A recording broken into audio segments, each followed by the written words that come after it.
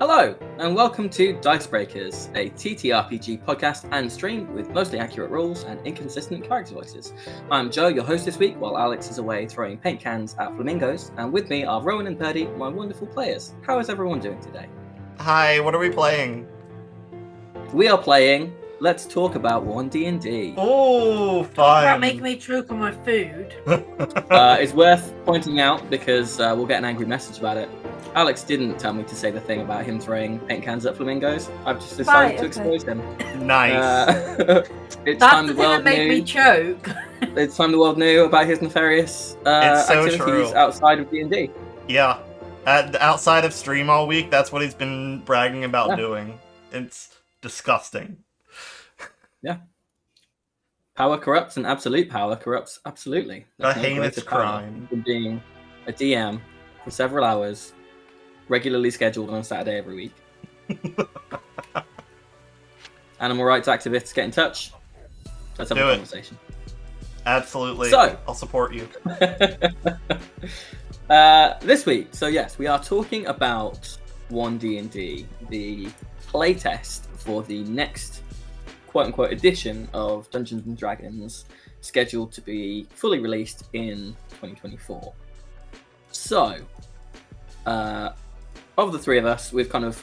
I have gone through both release bits of playtest that we have. Rowan has looked at some of it, and Purdy has seen none of it. So we have a good mix of kind of what opinions I think we're going to end up with going through it. Some things I think we'll all say are terrible, and some things I think we'll all go. Yeah, that's been the reception so far. So to start with, then, what is it? What is One DnD? Would either of you care to venture a guess, or just tell me the answer if you already know? Let's do it in where order of... D&D all comes into one. I mean, basically. The marketing material has gotten to her. Hurry, we have to reset Purdy. Essentially, yeah. From my perspective... Oh, I was being a dick and just making a random thing that I thought was completely wrong. No, of course. They're going to call it One DnD after 5e. Of course that's their idea. Just like Xbox One. It's all in one. The One Ring. The One DnD. So essentially, the game that we normally play is Dungeons & Dragons 5th edition. Probably every few will years, for a while. yeah, every few years, D&D basically updates their rules. I thought we just played the homebrew. We do add homebrew in, yeah. I So didn't realise any of what we actually used was still Oh, yeah. the original 5e. Oh, yeah. No, it's mostly 5e with little bits and bobs of homebrew. So every few years they change the rules, and people either like it or don't. But what is happening now is kind of like the addition to end all editions. This whole One DnD, it is their kind of thing of it's all going to come together and be one thing, and we're not going to do additions anymore. We'll just do like tiny updates to this, and that will be D&D forever. Slightly exaggerating, but also kind of not. That is the plan as it stands at the moment. Due to release fully in 2024, and until then, they are releasing in kind of a staggered fashion information for players to playtest, and then after a couple of weeks, they open up a survey to get in responses. The first playtest response has already come in, and their survey has closed. They have had over 40,000 respondents, so it's good. And it kind of is tying into a few other things that are happening at the moment with Dungeons & Dragons and Wizards of the Coast. So, is One DnD just going to be D&D in a new name with a few different rules? The thinking is no. Wizards of the Coast has purchased D&D Beyond, which we'll use to find character sheets, rules, items, whatever. It's basically D&D, but online. They are also thought to be developing their own virtual tabletop. That was confirmed at this point. I don't know. I don't think we know what kind of virtual tabletop. If it is an actual like full tabletop thing like Tabletop Simulator, if it's something like Tailspire, where you can kind of go around and it's 3D and you can kind of import models, or if it's going to be something like Roll20, where it's kind of two-dimensional maps with various functionality built in. So, for example, on Roll20 at the moment, you can play the Curse of Strahd module because they have a bunch of things made for it in partnership with Wizards. Yeah. I don't think we know yet what that's going to look like. There is also, and this we are going to be delving into a little bit of speculation today. There is currently speculation because of some recent hiring at Wizards of the Coast, as well as a couple of other decisions, that One DnD might be a subscription-based service like D&D Beyond is. Whether or not that comes to pass, what will happen then with books, if you'll be able to buy a book and there'll be a code so that you get it through D&D Beyond, we don't know, frankly. All of that is still up for speculation, and I would imagine that information won't be confirmed until tail end of 2023 at the earliest. But that's kind of what we're dealing with. Now, in terms of what we're going to talk about today, what they have said is that One DnD is going to be backwards compatible. I'm doing heavy air quotes for anyone who can't see me. So that all the books that you've bought previously, all the maps and stuff, all the dice and minis, you'll still be able to use them with One DnD. As we will see, that is not necessarily the case, and backwards compatible might be not the best term to use. So I have broken down the kind of proposed changes, because remember, this is all playtest. None of this is confirmed except for like a couple of things which we'll get to. These are all proposed changes. I've broken them down into 6 groups: the rules, the races, feats, backgrounds, spellcasting, and the classes. So we're going to go through it in that order. I believe you guys have your PDFs open, because we might be jumping around a little bit. One of the PDFs open. I have whatever Rowan sent me. Yeah, we both have the second Unearthed Arcana for One DnD open. I don't think we have the first. If I send you this link, does that give you... Oops. I'll not send it to Alex. He's not here. Right, if you click on that, does that just take you straight to it? Yes, but on the wrong page. Okay. Hold on. So, rules changes then. This is not necessarily going to be a fully comprehensive, fucking in-depth guide to every single change made in these playtest materials. Frankly, there are far too many of them to do that. If you want that kind of thing, I would recommend. Am I able to give recommendations to someone's YouTube channel? We've never really done that on the show. Yeah, I guess so. I mean, well, Alex may not like it, but I don't give a shit. So go ahead. We talk about quite a few. So yeah. Okay, cool. If you want that kind of in-depth analysis with the maths, importantly, we're not going to dive into the maths really today because fuck that. Other people can and will do that better than me. I would recommend checking out Tree and Monk on YouTube. Oh. They are a D&D optimizer and have been for years, fairly well known. But they have all the maths and have gone through everything with a fine-tooth comb. And I think they've recently released a video which is like an open letter to Jeremy Crawford about the design process, etc. So finish watching or listening to us, and then at some point later go check out Tree and Monk, because they're cool. And they also do fun builds and stuff. Okay, so at the very end of your PDF pages that you've got there, some of them are very long, the final section is a rules glossary. So what Jeremy Crawford, who is the lead designer of Dungeons and Dragons and is kind of taking the helm on One DnD, has said is that each new rules glossary that comes out, so whatever the latest version is, if you like, takes precedence and supersedes the first one or any previous ones. So you can still playtest with material from the first release. So you could pick your race and background from the first one, but if you're playtesting, you should really use the most up to date at this point in time, the second playtest rules lottery. Okay, so that's just as kind of a premise, because we're going to talk about some stuff that they have asked for feedback on, and it seems it has very quickly been reverted. So the biggest one from that, we're going to start straight off with it, is changes to crits. So, fun question. I forgot that they did that thing first. Fun question. Who can tell me what happens if you roll a natural 20 on an ability check? Rules as written. Nothing. I'm in. You still have to add your stuff to it to see if you pass the check. It's not a success. So, essentially, yes, it's not an auto success, just like a natural 1 is not an automatic failure. Rules as written in 5e, that only applies to things like weapon attacks, or basically any kind of attack roll.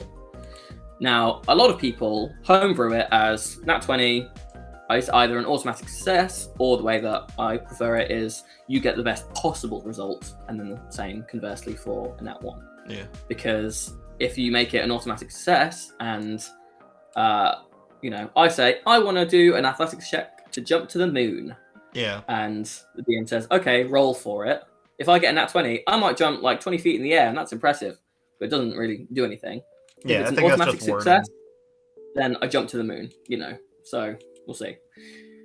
That is something that they took from a popular homebrew to in the rules. They proposed all nat 20s. So on what they are now calling a D20 test. So basically any roll that you roll at a D20 for, all 20s would be an automatic success. That also includes on saving throws, as well as ability checks and obviously attack rolls. So let's say you are fighting who's a big baddie that we fought in the campaigns. Oh god, what's his face? Starkrim. Starkrim, the big red dragon asshole. Yeah. So let's say that you're fighting him with your current level 1 C3 characters. Okay. Yeah. So, what is your dexterity saving throw at the moment on your C3 characters? What do you add? Hold on. I've made a lot of characters recently. 5 plus 5. I think I'd still save from a... Mine's probably similar. Okay. Yeah, you're both playing rogues, right? Yeah, and have almost the same stats except for our intelligence, wisdom, and charisma, I think. Cool. Yeah. So plus 5. So as a level 1 character, you're adding only plus 5 rather than like when we actually fought him, when we might have been adding like plus 10, plus 12 or something, maybe more. When you add the crazy bonuses. If you had rolled a nat 20, then you would have automatically succeeded, regardless of if his DC was actually like 26. So even though you would have only rolled a 25, you would still have succeeded that save. And the same is, if you were fighting whoever or whatever. So at high level play, you would still always have a chance to succeed.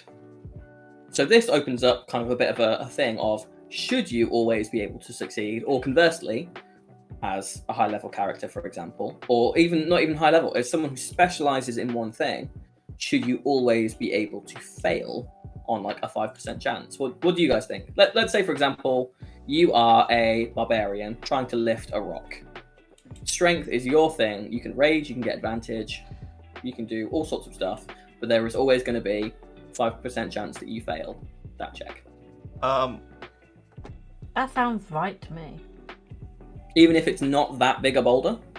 Yeah. If you think about it, right? There's always a percentage that even if you're good at something, you will fail at doing it. Say you are good at picking up rocks because you're strong, but in real life you go to pick up the rock, you could misplace where your hands go on it and it won't lift properly, or it could slip out your fingers. There is always a chance that you're going to fail. So why not have that in D&D? What do you think about, conversely, always having a chance to succeed? Well, yeah, because there's always a off chance that you may be able to do something that you can't normally do. It's just like life. There is always a chance that it may go right, it may go wrong. whether you are good at it or not. What do you think, Rowan? I think 5% chance is too much of a chance for either of those options. It seems like way too high of a chance to fail at something that, especially if you have expertise or something at it. It seems absurd that there's a 5% chance to fuck up something that you have that much training for. Same way as you have a 5% chance to succeed on something that you may have never done in your entire life. That may be a highly skilled thing to do. Yeah. This one, I don't feel strongly about one way or the other. I can see the merits of kind of the both of, like, it's a game, you should have a chance to either succeed or fail, but at the same time, does that play into realism versus, like, power fantasy, for example? Yeah. Like, let's say you have a negative modifier, right? Let's say you are, again, a barbarian. You have -1 to your wisdom saving throw, let's say, for whatever reason. And you're fighting a lich who tries to mind control you. Their DC is 20. Now, without any kind of extra buff from your party, you will always fail that because you cannot automatically succeed as the rules stand. So the question is that fun? Does that work? I'm not sure that this is one where there's a right and wrong. From a player perspective, that sucks. To know that you never have a chance to succeed on anything like that. Yeah. But again, that's where we come into realism versus the kind of the power fantasy of you're playing this kind of big strong guy, a hero, whatever. So this proposed change was contentious, and as of the second playtest, was reverted. Yeah. However, there is another aspect to this which I do feel strongly about. So as part of this, there were two other changes along with crits.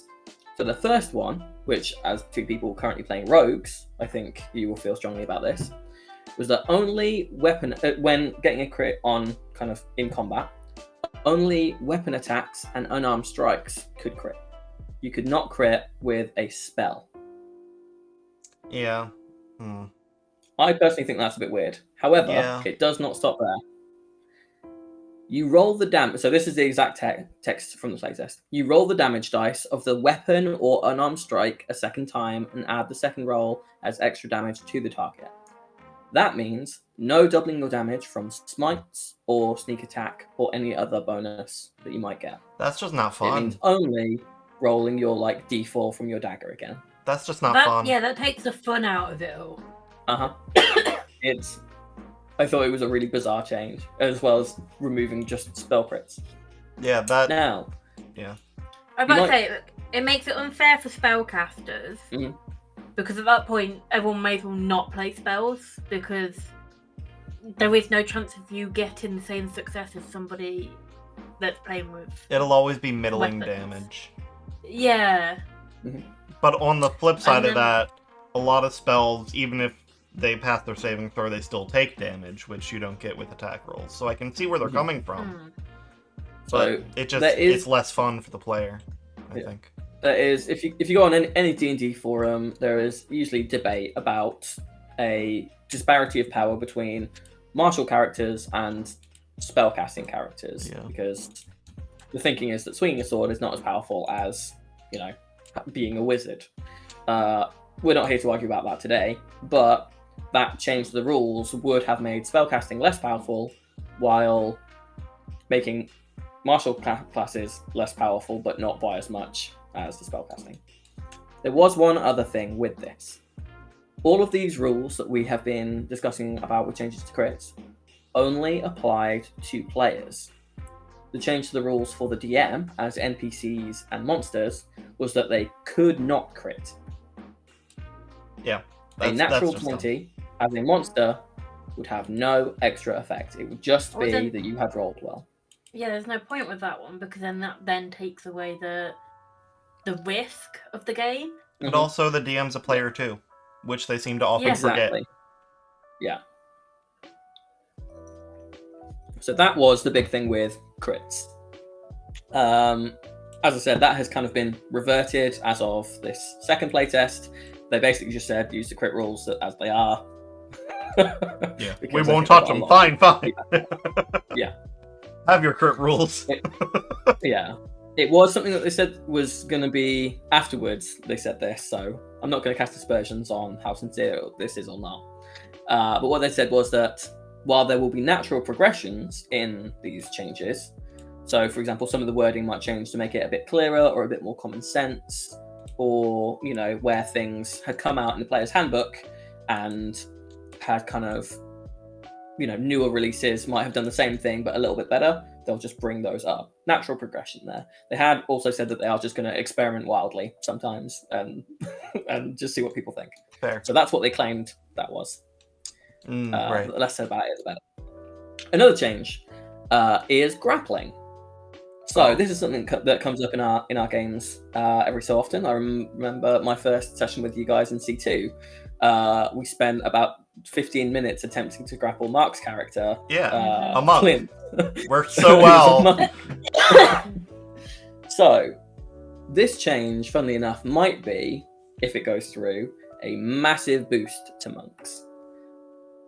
So currently, how do you grapple someone at the moment?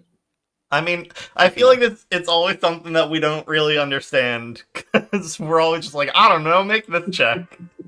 But usually it's contested athletics checks. And if you're trying to escape, it's athletics or acrobatics to get out. Yeah. If you're initiating it, you do an athletics check. If you're resisting it, athletics or acrobatics. Yeah. Contested checks. If you have a higher bonus than them, your chance is better to succeed. Yeah. On whichever end of that you are. And you can also do that instead of an attack. If you have multiple attacks, it replaces one of them. If you only have one attack, it's basically grappling as an action. Mm-hmm. This is now quite different. So at the moment, unarmed strikes is something that appears on all of our character sheets on D&D Beyond as like small bonuses, do like 1 damage maybe, and that's it. And it's just kind of useless. Grappling is now something that you can do if you hit with an unarmed strike. So unarmed strikes, everyone is now proficient in, which I don't know if that was the case beforehand. So it has no resource cost. So if you just punch someone and you meet the armor class, meet or beat, you can then choose one of 3 things. Do damage, shove them, which I believe is either 5 feet or knocks them prone, or you can choose to grapple them. It does not take the place of an attack. You just have to do it with an unarmed attack. How do we feel about that? Weird. Honestly. It's not a change I was expecting. Yeah, I don't think I like that. Because I know right now to do that kind of thing, you need to have unarmed proficiency as a trained skill. Because I've been looking at building a bunch of classes, and one of the classes I was looking at was an unarmed trained fighter, which you only get that by taking that proficiency in unarmed. Mm-hmm. There's also a kind of a build, if you like, for classes where basically if you want to be good at grappling, you gain expertise somehow in athletics through feats, or maybe you get it as part of your class. That would now be basically athletics or even acrobatics, because how you escape from it is different, which we'll cover in a sec. There would be one less reason to take expertise in those 2 skills. So currently, to escape a grapple, unless otherwise specified, it takes an action to try and do that. You roll, again, it's another contest, athletics versus athletics or acrobatics. This is the new wording. While grappled, you make a dexterity or strength saving throw against the grapple's escape DC, which is strength plus 8 plus strength plus your proficiency bonus. So it's always strength-based. At the end of each of your turns, ending the condition on yourself on a success.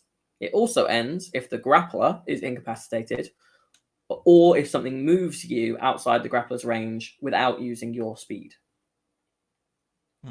So you no longer have to give up an action. At the end of your turn, automatically you make a save to try and escape. I mean, that probably makes sense to me. I don't...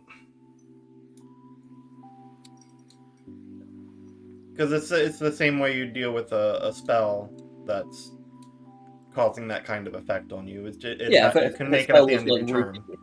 It's like, you're not going to want to stay in a grapple if you're in it, so of course... Yeah. I don't like the set escape DC. I feel like the contested check is still better there, because it can change each time. You don't have a consistent muscle strength wrapped around somebody. Yeah. I feel like a contested check captures the kind of, like, struggle in a fight. Yeah, it's more dynamic. Yeah. You look concerned, Purdy. I'm just more trying to wrap my head around it. Because when we play D&D, I just go by what my sheet says and what you guys say. So this is all not confusing for me. It's just trying to work out how it works. Does that make sense? Yeah. Trying to figure out the cause and effect of all of it. Yeah. I think what Rowan said about it being kind of like a spell's effect is a good way to think of it. It actually hadn't occurred to me that that's similar to, like, Hold Person, for example. Yeah. Where you might make a save at the end of every... at the end of everything. So I think this is one that, so personally I haven't playtested this, so I couldn't tell you how this feels to play. I think it will become very obvious very quickly to people who do whether or not it is a good change or a bad change. But it was kind of an unforeseen one. I don't think many people were expecting that. I may incorporate my version of that in Terrace, where you get to make it at the end of your turn without having to waste your action on it. Sure. But you still have to make the check, rather than there being a DC, because that's fucking weird. It's weird. Yeah. So the next change is on inspiration. So if you go to page 19 on the first playtest document, basically, inspiration currently is you do something like you might roleplay well, or you might have a cool moment, and the DM might go, you get inspiration. And it basically gives you advantage on a check when you want. And you choose when or not to use it.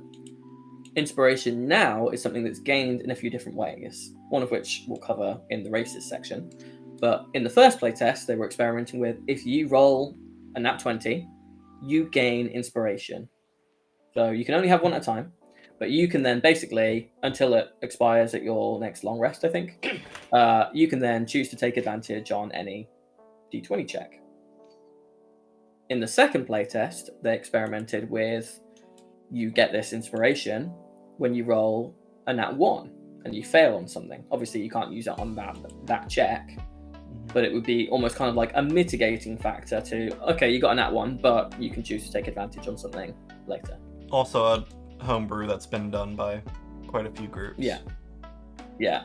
I don't know how I feel about that one. I feel like gaining advantage on something, I feel like when it's easy to do, it's always on specific things. So for example, there are items that give you advantage all the time on your stealth checks, or it might be that you, as a barbarian again, you reckless attack, you gain advantage for a cost. This, I feel like, just being able to gain advantage on anything, I don't know how I feel about that. I think that might make things a bit easy. I don't know, what do you guys think? I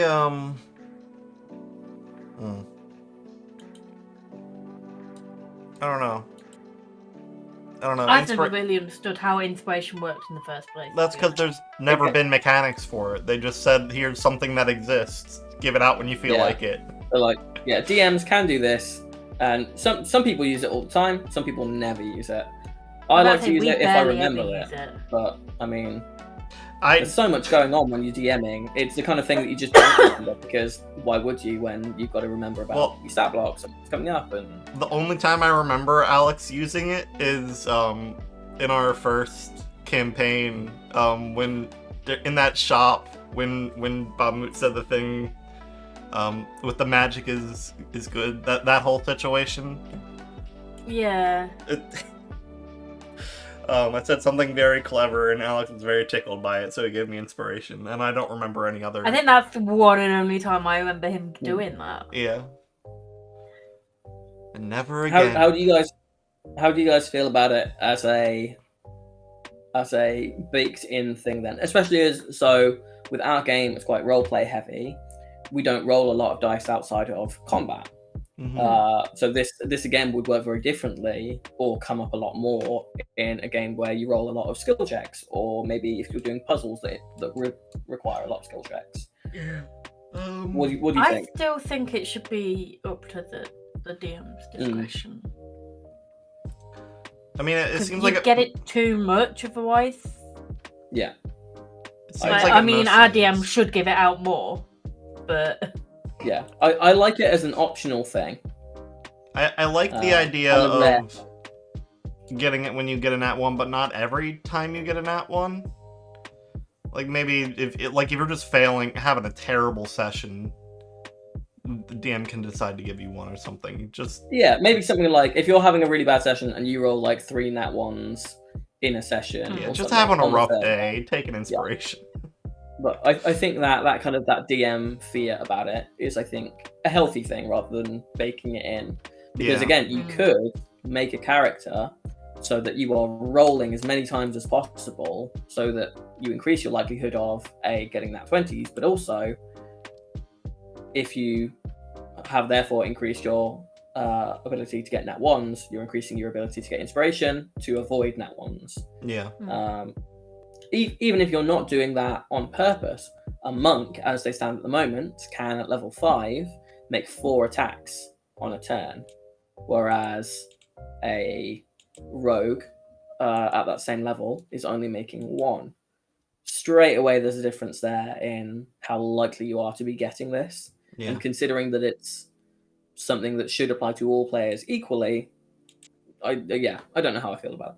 I also feel like it should, rather than since there's so many other ways to get advantage, I feel like just having it be a reroll rather than advantage on a roll, I think may be better. Yeah. So, next one. This is another kind of quite different change. And again, I'm really interested to see what you guys think about it. This is a change to exhaustion. Yeah. So at the moment, exhaustion there's like 6 levels of it.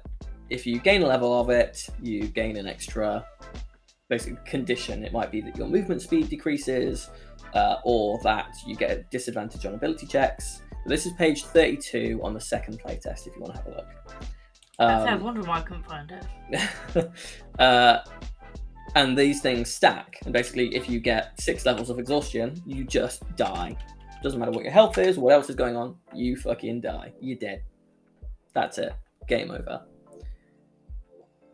And then you can only reduce your level of exhaustion by 1 with, I think there are some spells that do it, like Greater Restoration or taking a long rest. This changes it. So, rather than having disadvantage or reduced speed across 6 levels of exhaustion, there are now 10 levels of exhaustion. And they all, as you go through them, they all apply a -1 to your rolls, effectively. If your exhaustion is at level 5, you have a -5 penalty to your rolls. I think that's a nice, simple way of doing it. And then you die if your exhaustion level exceeds 10. I think that makes plenty of sense. Yeah, I like this, but I do think they need to have like speed effects at certain levels as well, because it would make sense that you can't go your full speed. Yeah, you wouldn't be able to. Yeah. So like at levels, say 3, 6, 9, you get an extra penalty. Yeah, minus 10 feet on 3, 6, and 9 or something like that. I think that would make sense.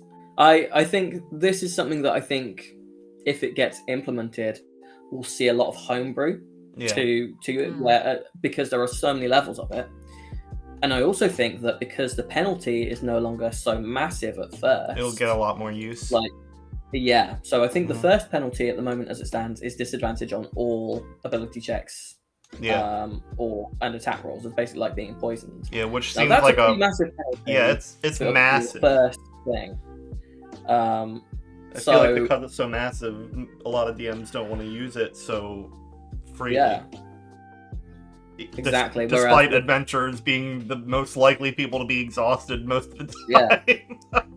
So not only I think will it encourage us as players to be more like, oh, can I do this? And the GM can go, yeah, but it will exhaust you, or I think it will encourage that kind of heroic, like last standy kind of thing, or maybe, oh, can I take advantage if I get this, But also a DM can go, yes, but that will be 3 levels of exhaustion, and they can play around a little bit more with just how exhausting an action or something is. Yeah. Which I like. I think that works. Yeah, I like that. Subtract your exhaustion level from your spell save. I don't know about the spell save DC. That is the only other one. So your spell save DC decreases as well. I don't know how I feel about that. That makes sense. We'll see. So this, then, we can relate back to what we were just talking about with grappling. So this would not reduce a grapples DC, because it's not a spell DC. It's a set DC based on your strength score. Yeah. That's very weird. Whereas if it was still a contested check, it would be harder for you to succeed either initiating or escaping a grapple. I think remove the spell DC thing, and maybe put in the movement speed penalties. Yeah. Because it's so hard to gain spell DC outside of like magic items. Yeah, it's already such a set thing that I feel like it's attached to the level and quality of the spell more than it is the character. Yeah. Okay, so some more new stuff. We're reaching towards the end of the kind of the rules section. And these are some smaller weird ones that I grouped together. These are basically changes to or entirely new actions. So at the moment, actions being, attack, dash, cast a spell, what have you. Rowan, I would like you to go to page 33 of the second playlist and take a look at the hide action, since you said about you hate the set DC on the grapple. Yep. Purdy, I would like you to go to page 33 of the second playlist. You're looking at the bottom right for the influence action. This is a brand new one. Just take a minute to have a read of those. Rowan, I'll come back to you first because the influence one is slightly got a bit more to it. This one is... So Rowan. Yeah, this one is... I did read this one, and... Like, I understand what they're going for. So, essentially, there's a set DC 15 stealth check you have to meet when you're hiding.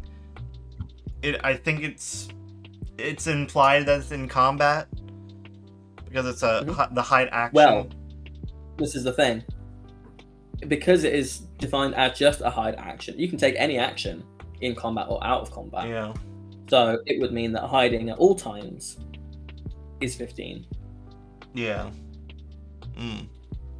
So it does say on there, I think, about certain environments that you can do it in. So you can't just be like, you have to be behind. You have to be behind 3/4 cover or total cover, and must be out of any visible enemy's line of sight.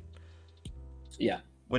That wording is weird as well, because if the enemy is not visible to you but can see you, can they then not discern that you're hiding because you can't see them? Who knows? if you're invisible and they can't see you, Yeah. Are you out of their line of sight because you're invisible? Maybe, probably. But does that also mean that your DC to hide is still 15 because you're invisible? Yeah. But the hiding rules at the moment are a mess. I don't think many people really know how they work. But I don't think that this is the way to go to fix it either. I do understand why they said it, though. Because the initial hiding, it's like trying to situate yourself behind some cover. Which the cover's not going to move. So it's about how you position yourself. But then, the part that bothers me is for a creature to discern whether it is there, it needs to make a perception check. And with these new rules, a perception check is a full fucking action. So they have to spend their entire turn to determine if they can see you. That's the fucked up part to me. Cool. So we'll go from there to the influence action. Purdy. A lot of text there, right? Yeah, which is really hard for me to read whilst listening as well. That's all right. So essentially, I want you to take a little look. Not like you didn't. Yeah, I've scanned it. Go for it in depth. But would you agree that what you're essentially seeing there is a long-form, text-based version of please make a persuasion check? Yep. Yeah. That's exactly what I thought as I was reading it. Like, what the fuck? So, for people who haven't looked at the playtest, this is the influence action. It's brand new, so it says you can spend an action to basically try and get an NPC to do what you want. It does specify it is an NPC. This is not something where you might be at a table and there could be a problematic player being like, I use my action to influence you to do this, and now you have to do it because I have really high charisma. This is not mind control. They specify that it is only for NPCs controlled by the DM. So they've kind of sidestepped that straight away. Good. But this is it breaks it down into 3 steps. There's kind of like the NPC's attitude towards you down in like 3 or 4 separate measurements. DCs affected by that, and then whatever check you make. Now, I noticed something on here. I don't know if this is maybe my reading of it or if I'm missing something here. It says that well, first of all, it specifies that it has to be a charisma check, which I thought was interesting because what you do have in the rules at the moment is something that lets you make a charisma check, like a persuasion check using, say, strength. You might want to do that with performance instead if you have a high charisma, but it means that someone like that fighter or barbarian or paladin, for example, can still make those checks if you have proficiency in persuasion, but you have a higher strength score, and you're like, oh, I really want to impress them by like bench pressing like this cart out the way. You might say, okay, make a persuasion check, but use your strength instead of charisma. So it doesn't happen often, but it is kind of something that exists at the moment, whereas this specifies charisma. Under the list of skills there in front of you, Purdy, it says about persuasion, deception, and performance. I believe it also says animal handling, right? Yeah. Animal handling is currently a wisdom skill, is it not? Yep. Yeah. So I'm assuming that's suggesting animal handling is becoming charisma? That's my assumption, yeah. Which, I mean, you can make an argument for it either way, I think, with any of the kind of intellect-based skills or mind-based skills. One of the things I'd like to see is some skills to become like able to be done with 2 kinds of ability checks. Yeah, that's what I was just thinking. Like intimidation, strength, or charisma, animal handling, wisdom, or charisma. I don't know. Like, for example, we were talking about earlier the current rules with grappling, athletics, and acrobatics. Let's be real, functionally, they do the same thing. It's just that they're tied to different ability scores. Unless you're talking to Alex, in which there's a very clear distinction, and acrobatics is significantly less useful than athletics. But they essentially allow you to do the same thing, and the difference comes in maybe flavor-wise because of the ability scores. You could easily have you could just call it athletics anyway, and have it be either strength or dex. Dex. So yeah, I thought that was an interesting little thing. Yeah. We'll not spend too much longer on the influence action because I think it's a strange one. I don't think it's and I don't think it's used very much. No. It's too rigid. So as well. The next one. Yeah. I was going to say the next one is on page 36. Actually, both of the next ones are on page 36, and you've already alluded to it, Rowan. We have the search action and the study action. So the search action is basically make a perception check. Although I think it's got a little table there of what checks you could do and what reason you might do them for. Now, I think that this is clarification of something at the moment. So I don't think anywhere in the current DMG or anything it says if you want to look around on your turn in combat, that is an action. But we do have subclasses like the Inquisitive Rogue, where it does specify that you can make a perception check as a bonus action. So whether or not this is clarification or, it's still coding into the rules something fixed. Whereas plenty of times it might be, we might be running a game. I might be DMing. You might be having a fight in a room where there is also a puzzle, and you might say, "What can I see?" And I might say, "Well, how long do you want to spend? Like, how much of a check do you want to do?" Because I can just tell you for free what it is on a perception check, or if you want to spend your action doing a perception check, then obviously you're giving something up. You might, the DC might be lower, etc. Yeah. I'm not sure I like that it's kind of baked in here as this is what this is and how you do it, rather than it being a little bit up to DM for it. Yeah, I don't know. I think it may just be a wording thing. Really, I imagine they're intending it to be the same way, just with more clarification. And DMs will probably still continue to do that thing where you can get a cursory understanding of what you're looking at versus an in-depth understanding. You spend an action doing it. Cool. And study is essentially the same thing. It's an action to remember stuff or, basically make your religion check, make your history check. It's whatever. the Neva action. Yeah. Yeah. Cool. So those are new actions. I'm sure, again, if you want like super in-depth stuff, people will be talking about, edge cases, stuff like this, things where they might be abusable, that kind of thing.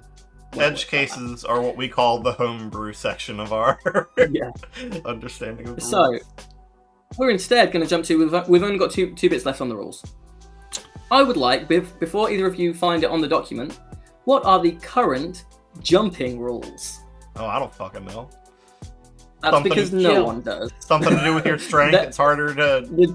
If you have some distance to get a running start, you can go a little farther. I don't know. The current jumping rules is essentially it's a formula for working out how far you can jump on a on a standing jump or a running jump, and it's bollocks. No one knows what it is. It's like the fucking traveling rules. No one remembers the amount of miles. I don't even know what the you can normal travel. rules are. Yeah. Exactly. It's ridiculous.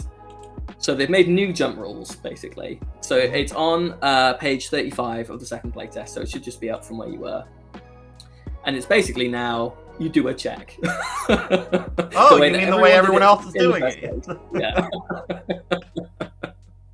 I have used the jump rules once for a character, and that is because I was playing as a kobold artificer who rode around in the pouch of his kangaroo, like Battlesmith Defender.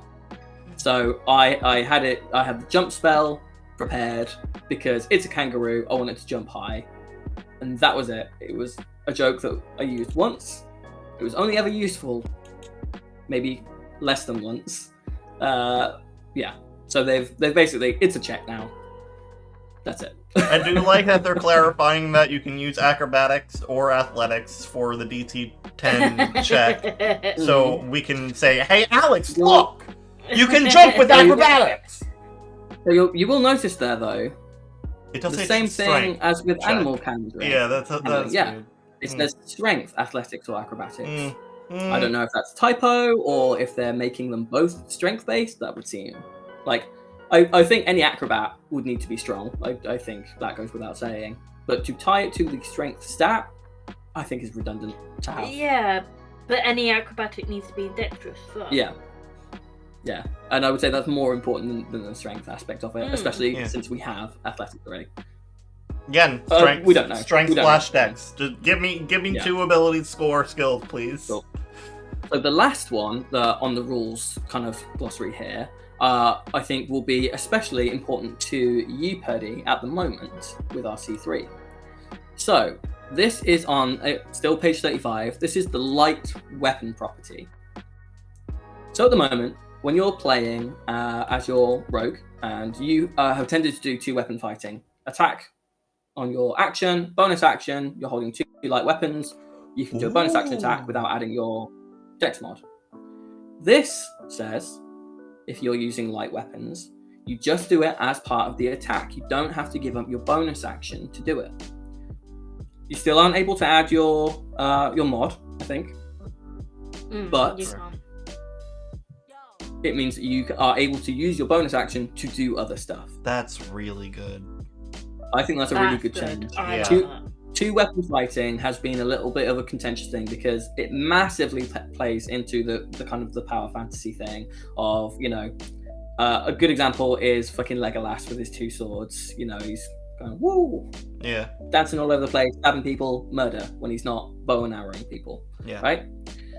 But to do that in D&D with action, bonus action, especially considering you don't get the extra damage, the reliable bit of the damage. And half the rogue things you can do are bonus actions. Yes. Whereas this, I think, nicely marries that together. And light weapons have smaller damage dice anyway. Mm-hmm. So, I mean, what's the harm in doing that? You still have to hit. So yeah, I think that's a nice change. Yeah. I think it makes light weapons more viable. Mm-hmm. Definitely. More reason to use two knives rather than something else. Yeah. Okay, that's it for the rules glossary. We're going to get into the more kind of out of the nitty gritty stuff and into the more kind of like exciting, bigger changes. The thing that's going to make me really angry is our spells next. Races is next. Okay, Spells is near the end. So we're not going to be able to stop talking about that one. So races. If you go, this starts on page 3 of the first playtest. So Tasha's optional rules are now Tasha's firm rules on the ability score increases. Races no longer give you, also races, lineages, folk. I don't know which terms we're using at the moment. I'm going to go with races because it's what people are familiar with and it's what it has been. That's just for the purposes of this. Not indicative of anything in particular with regard to real life race. So, ability score increases. +2 +1 or +1 +1 +1. You choose it, not when you choose your race to begin with. We'll cover that later. But it basically is now entirely removed from your race. So all of them are on equal footing when it comes to ability scores. That kind of has been implemented. People have argued left and right about that. But in the end, they're still able to build their character the way that they want. Everyone can build their own character the way that they want. Yep. And that's fine. There is a new race, the Ardling. No. They are kind of an opposite to Tieflings, but they're not Aasimar or Aasimar, however you want to say it. They are kind of angel people with animal heads. Oh, fuck. Yeah. Yeah. Yeah. So they basically have a thing where you choose if they're from, which kind of order. If it's like neutral, lawful, or chaotic good. And they get different stuff based on that. And you can choose an animal head and they get a short flight thing. Nothing especially that we haven't seen before. But a new race. Yeah. Nothing on it seems especially broken or overpowered. It just kind of is what it is. Sure.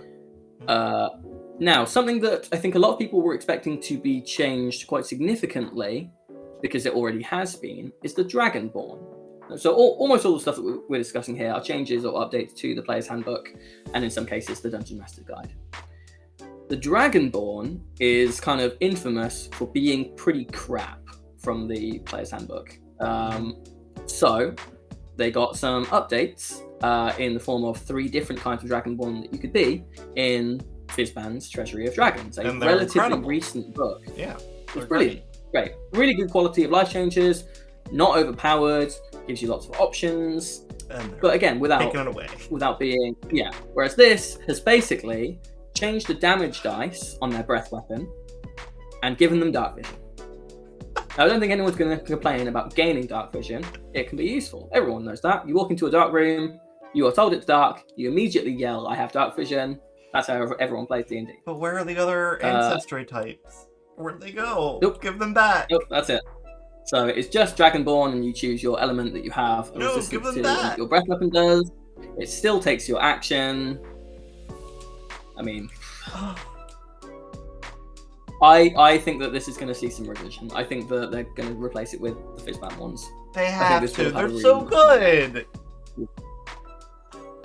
Yeah. That's it for the Dragonborn. Sub races. So similar to kind of what we've had before, sub races no longer exist in the same way that they did. This has already kind of been implemented in Mordenkainen's Monsters of the Multiverse. So they're kind of folded in to the existing race. So for example, if you look at the dwarf, there is no longer a choice between mountain dwarf or hill dwarf. There's no longer separate bonuses for them. Whereas, if you look at something like the elf, you do have choices to make in there, but it's all still elf. Yeah. Only 3 of them, apparently. Yeah. Which is good because there are just shitloads of elves. But, again, there are other kinds of elf, but they've just called different things and they're separated out a little bit. So in Monsters of Multiverse, you have astral elves, or Shadarkai are still elves. They're just not the elf race anymore. Yeah. It's kind of separated out, which I think is fine. It's just a kind of quality of life thing. I can't see it causing too many problems. We have a sort of new addition with orcs. So previously, the only way to play an orc was using information from the book for Eberron or Wildmount, the critical role setting. This brings orcs into the kind of the quote-unquote basic races. And again, there's nothing super broken about them. They seem fairly fine. Are half-orcs? Half-orcs and half-elves are not there. There are no half races aside from the halfling, which is not a half race. What we have instead is, if you want to head to page 2 of that first playtest, there's a little box on the side which says about children of different humanoids or something like that, which is basically so it's page 2 on the first playtest. I think it's on the right hand side. Oh yeah. Cool. That is basically your template for making a half orc, half elf, or whatever amongst any humanoid race. So you might have a half dragonborn, half orc, and you basically pick one and reflavor it. Is what I took from that. I've not reread over it since then, but yeah, you just mix and match traits. Lifespan is just average between the 2 lifespans. Fair. Understandable. So we'll not delve deep into the fact that this means that in standard D&D rules as written, all people can breed with all other people. Let's not delve into that. Yeah, let's not Plenty of people will do that. We're not going to do that. If you want a half orc or half elf as they were, sorry pal, they're not in the book. Sure. This does tie into a little bit with what we were saying about backwards compatible. Can you play a player's handbook half elf in One DnD? Who knows? You bought the book, it's in there, you've paid for it. It's not in this book. What does that mean? Can you do it? Is it not allowed? Who knows? Is it considered homebrew? That would be strange. No one knows. I do not have the answer for you on that. Yeah, I was going to say I feel like it takes away some fun options, but at the same time it gives a lot of other fun options, so... Yeah. So they've kind of taken 2 away, given us 2 in the form of Ardling and Half-Orc. speaking of taking things away and giving you new things, the Tiefling to round out this section. Tiefling variants for all the different, you do my baby? all the different levels of hell, gone. It is now like the Ardling. You pick neutral, lawful, chaotic, and you get different stuff based on that. The Feral Tiefling, notably, which was a variant Tiefling, where you basically gave up the spells and you got flight instead, also gone. No! Those are so cool! They are cool, but they're gone. Fuck. So yeah. No. Sorry, Rowan. They're so cool! So, for example, Purdy, do you know what kind of Tiefling Neva is at the moment? I think we're just basic tieflings. Rowan, what tiefling is she? I think we're just basic tieflings. I don't think we got anything special. So I believe that is the lawful one that is on this playtest as like the hell tiefling. So yeah, so a bit of a rework. You know, I don't feel too strongly about any of it, to be honest. I would like an answer as to whether or not half orc and half orc. Yeah, you get cantrips at the moment, don't you? You get thaumaturgy and stuff. Yeah, but these are damage cantrips. Oh, there you go. Yeah, Fiendish Legacies. Now you get Firebolt, or you could have Chill Touch with the Chthonic one, or Poison Spray with the Abyssal. That's fun. Yeah. So changes, some good, some bad. Who knows? Though I think they took away Thaumaturge? Why? Give us both, you cowards. Too powerful. Yeah, Thaumaturgy, most powerful thing in the game.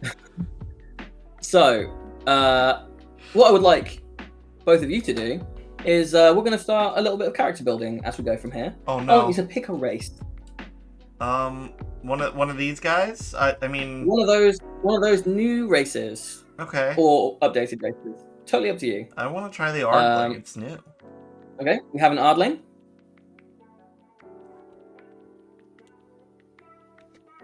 No. I'll tell you what. Go with human, Purdy, because that also takes us to. They have something that just lets them get inspiration. So we were talking before about what you gain on rolling a nat 20 on the first one or a nat 1 on the second playtest. Humans just wake up with it. Yeah, I saw that and I was like, what? Yeah. They just wake up with the ability to give themselves advantage on a d20. Who the hell came up with What the fuck? You know what? Humans of all races should not fucking have that. That's what it is. No human wakes up inspired. None of them. Just like halflings are lucky, humans are better at life. Oh my god. That's this human template. Okay, so we've got an Ardling for Rowan and a human for Purdy. So we're now going to move on to feats. So just keep that in the back of your mind. You've now chosen. Even get me started with the fucking feats. They have me in a full-on rage.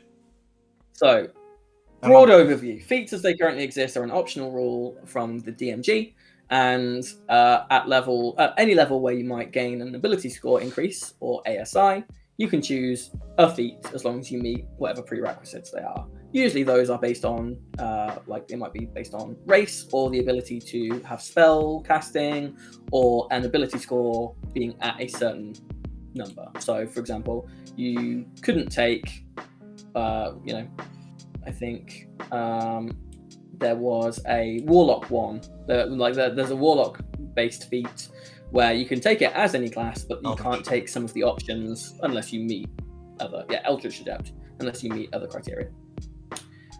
All of that has kind of been turned on its head. It's much more now almost like a skill tree in a video game. So, everyone starts with a level 1 feat. Okay. And they give you a list to look at in there.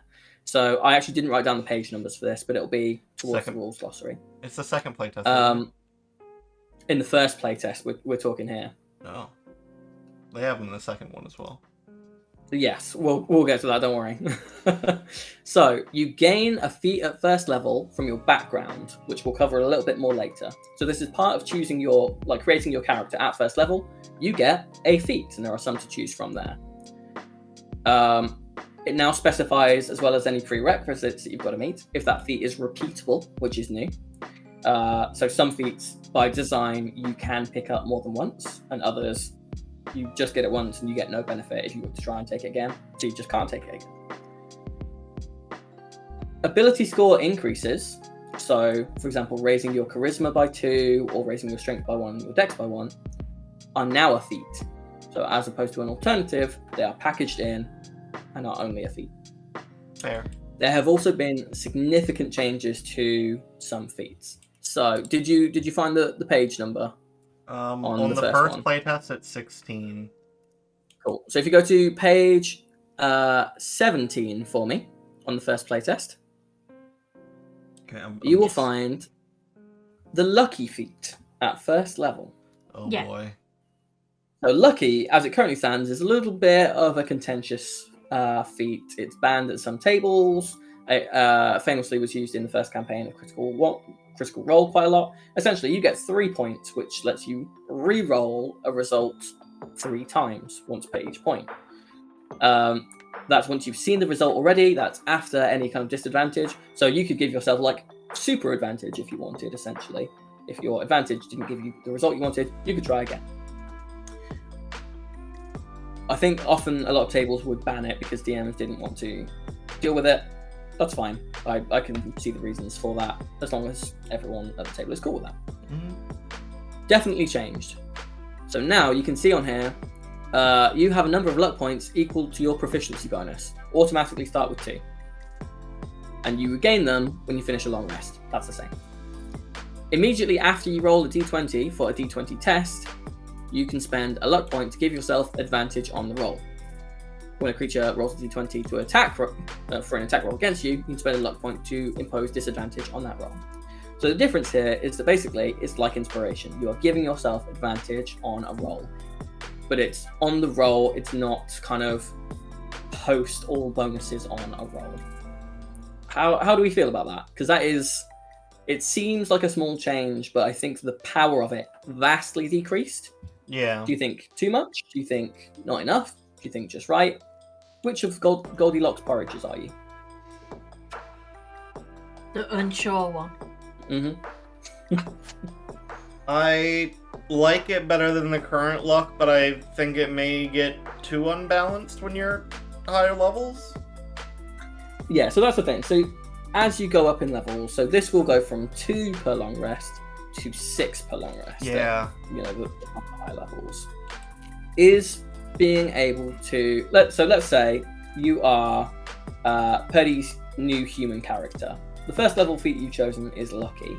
You wake up with the ability to give yourself advantage on any check once, I think. You then have 6 additional uses of it at high levels, or even just 2 at first level.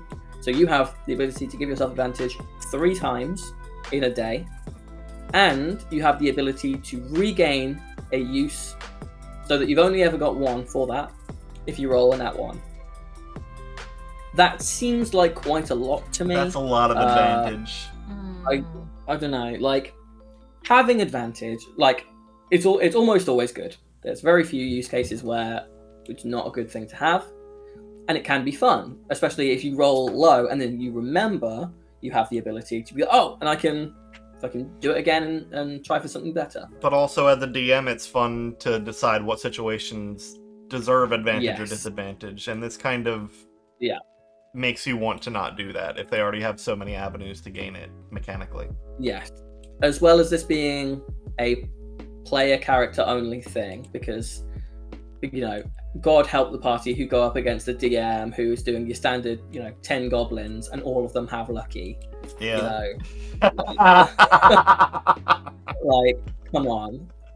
So I don't know how I feel about it. I don't think the game would have suffered had lucky been removed entirely.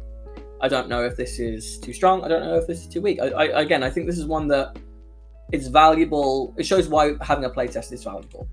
Because if this was just printed into the book and no one saw it before, people would go, "Whoa, what?" I almost want to see a version of it. I almost want to see a version of it that is, instead of the luck points, you get a set number 2 or 3, where the thing that changes is like an additional bonus to a roll, so based on your proficiency. So like a +2 when you're lower level, and that luck increases as you go up. Yeah, could do something like that. You could do where it's 3 points, but it's like 1 attack roll, 1 saving throw, 1 ability check, and then that way you can't just do it on 3 attack rolls. You know, there's pros and cons around it, definitely for changing it. Or the luck point thing where you can expend however many to add that much to the roll. Yeah, like I think there is a monk ability that's similar to that, where you spend key points and you get a bonus. Yeah. There are also so these first level feats in this bit are, none of them in theory are super powerful. There's another one that I want to draw your attention to though, as a feat which has been changed. So if you want to go up to page 16 and take a look at the alert feed for me. Oh no, what did they do to my baby?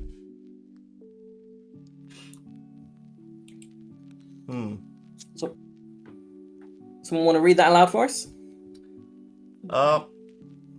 Sure. Always on the lookout for danger. You gain the following benefits. Initiative proficiency. When you roll initiative, you can add your proficiency bonus to the roll. Or initiative swap. Immediately after you roll initiative, you can swap your initiative with the initiative of one willing ally in the same combat. You can't make the swap if you or the ally is incapacitated. How the fuck does that work? Give me the roleplay situation how that works, please. Yeah, it's a little little wordy. In comparison, this is what alert currently does. You gain +5 to initiative. You can't be surprised while you are conscious, and other creatures don't gain advantage on attack rolls against you as a result of being unseen. So it's pretty different. Yeah, this one is just like a lot worse. I think there are definitely use cases. I think what you said about like swapping initiative is if you're taken by, so it doesn't say anything about surprise on that, does it? Nothing about surprise. Okay. So if you're taken by surprise and you as the barbarian roll really well because you have advantage, and the wizard rolls super low, but the wizard is right next to the attackers, you can swap. The wizard can run away before the attackers get their turn. That's depending on a few assumptions. You're assuming that the wizard will go after the attackers if they don't swap. Yeah, I think it's definitely interesting. I like that it doesn't have a resource cost. It's not a thing that you're limited to. You can just do it every initiative. Yeah, I don't know. I feel like it's a little bit of an unnecessary change. Yeah. I don't like it. I don't like it. Would you have kept it the same? Yeah. Absolutely. Yeah, because alert. I mean, correct me if I'm wrong. I've never thought of it as an unpopular feat or even a particularly overpowered feat. No, it's a very middling feat, I think. But it is a good middling feat. Upper end of that. I barely use. So let's talk about some. Feats are so good, Purdy. You should look at them more. I know, it's a lot of reading, and I don't read. So Purdy. let's talk about some good feats then. So don't read. These are ones that you have probably heard of, Purdy, as Sharpshooter and Great Weapon Master. I've heard of Sharpshooter, yeah. Yeah. So these are the ones where, amongst other things, so this is on page 2. Sorry, the second playtest document. So let's look at Sharpshooter first, which is on page 22. The second playtest. So, among other things, Sharpshooter and Great Weapon Master would let you take a -5 penalty to your attack roll with ranged or heavy weapons, but you would gain double that, +10 on the damage. That is fully gone. That functionality across both feats, totally gone. So, for Sharpshooter, you can now increase your... So it increases your dex score by 1. You know, ability score bonuses are always nice. You ignore cover. That's the same. Being within 5 feet of an enemy doesn't impose disadvantage on ranged attacks with weapons. That's new. That was previously part of Crossbow Expert. It still is, for anyone wondering. And then long shots. Attacking at long range doesn't impose disadvantage on your ranged attack rolls with weapons. That is the same as it always was. My question is that good enough to take? I think so. If you're using a longbow, your like short range is like 200 feet anyway. I think even with a short bow, it's something like 60 feet. You know, how often are you firing at people more than 60 feet away from you anyway? I mean, in the first place. But without that kind of damage, I think it makes other weapons a little more viable. Thrown weapons, for sure. It definitely equalizes them. Yeah. The question is the place where they are equal to good enough, or should everything have been brought up, or should you have been able to have that kind of trade-off with other things as well? The trade-off was always weird to me. Like I never wanted to do it because I don't know. It's just a massive penalty to hit. I don't know. I like it. You like the change, Petty? What's your kind of gut instinct? So not the feat specifically, but not having the option to do a -5 plus 10 damage. I don't know. I honestly don't know. That's okay. I would say I quite like this then, because we've got the person who happy with it, not sure, and I personally like having the option to do it. I think that they should maybe have tied it to proficiency bonus rather than fixed numbers, so that as you know, this is a 4th level feat. At 4th level, you can only have a -2 plus 4, or because your proficiency bonus hasn't gone up, and so that the risk and reward increases the higher you get, but while you're also increasing other things, other bonuses, etc. I'm always a fan of more options. I'm not usually a fan of removing options. Was it too good in the first place? Maybe. And that's why it's been kind of removed. But there's definitely interesting things for the people who are going to do the maths on it. I think there's definitely work to be done there on what it changes. Yeah. I agree that removing options is not great. Yeah. Which is a lot of the also problem I have with these new feat things and their prerequisites. I will say there's also the possibility I'm slightly biased, as I played a archer, mainly arcane archer with rogue levels as well, in a campaign as well. I had sharpshooter and it was fun, so I could be biased as well. Yeah. Right, moving on to the related but now no longer entirely separate backgrounds. So what I would like you both to do first is to go to either your current C3 character page or a previous character, if you would like it to remain a bit more serious, and tell me what your current background feature is. So if you want that to remain a secret for your C3, this seems a previous character. Like a trap. I don't think I'm going to go with Maisie's background. Thank you very much. I will go with my C2 character. That is A-okay. If it, I've even got it written on my notes here. I've even got it written down. Ask what their current characters, or in brackets, or a previous, if they would prefer to keep things hidden, background are. So, who has theirs up already? Okay, Rowan. What is? Well, first of all, which character is this? Wait, I clicked on the wrong person. Hold on. Why does it just keep opening up Macy's sheet even though I'm not? Sorry, I don't have it open apparently. Know about Maisie? Birdie, do you have yours open? No. There we go. I got it now. Okay. Which character are we looking at? This is Etch. Okay. What is Etch's background? Inventor. And what is the background feature that you get with the Inventor background? Guild membership. What does it do?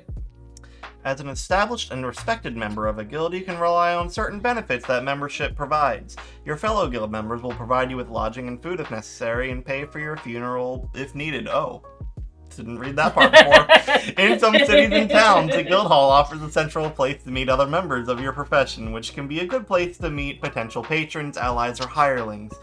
Guilds often wield tremendous political power. If you are accused of a crime, your guild will support you if a good cause can be made for your innocence or the crime is justifiable. You can also gain access to powerful political figures through the guild if you are a member in good standing. Such connections might require the donation of money, magic items to the guild's coffers. You must pay dues of 5 gold per month to the guild. If you miss payments, you must make up back dues to remain in the guild's good graces. Okay. And in our campaign, that essentially translated over to you being on the Veluna City Council. Yeah, initially. It went through many stages of things, but yes. Yeah. Purdy, which character are we looking at for you? Elsie.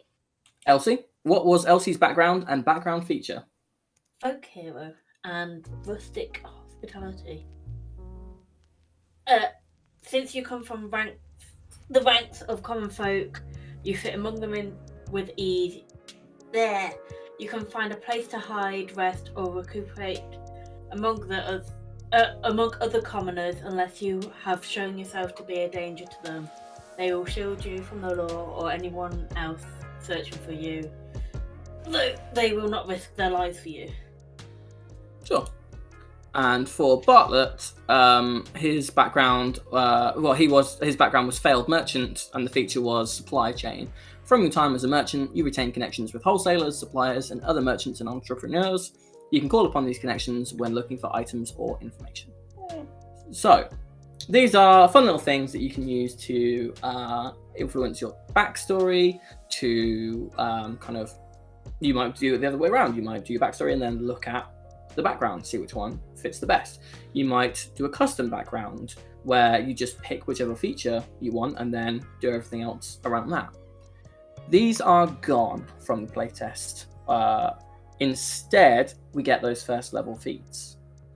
Do you think... I was going to say, do you think that the things that we've lost, although flavorful, do you think that they are as strong as the feats? Do you like that they're more flavorful than powerful? Where do you think where does that fall with you? To be honest, I barely ever pay attention to my background stuff. Which is totally a big thing. I think a lot of people would say the same. I think I used that supply chain feature once. I never used my folk hero stuff. Because I didn't even know about that thing I've just read out to you guys. I think for me, those background features always crossed a little too far into determining how roleplay is done, which I didn't like. Yeah, totally valid. For example, I believe that the sailor background lets you just book passage on a ship for free. Yeah, which is weird. Yeah, because that then can mess with DM stuff. The DM might have one ship available in the harbour, and you've got to go do something for the captain before doing it. Now, if you have that sailor background and you say, oh, well, this says that I can just book passage, and the DM then either has to go, oh, yeah, okay, on you go then, and, fuck whatever they had planned, or they go, well, no, actually, you don't. I was about to say, it'd be like they've planned a whole bloody session about this one thing. Yeah. And you could fuck it over by your background thing. Yeah. So it definitely is it's something that could mess with things. Now, at the same time, some of them are much less broad than that. So, for example... Haunted one is useless. I think Haunted one is just people don't like you, right? Yeah, it's just people don't like to look at you or be around you. Just go away, essentially.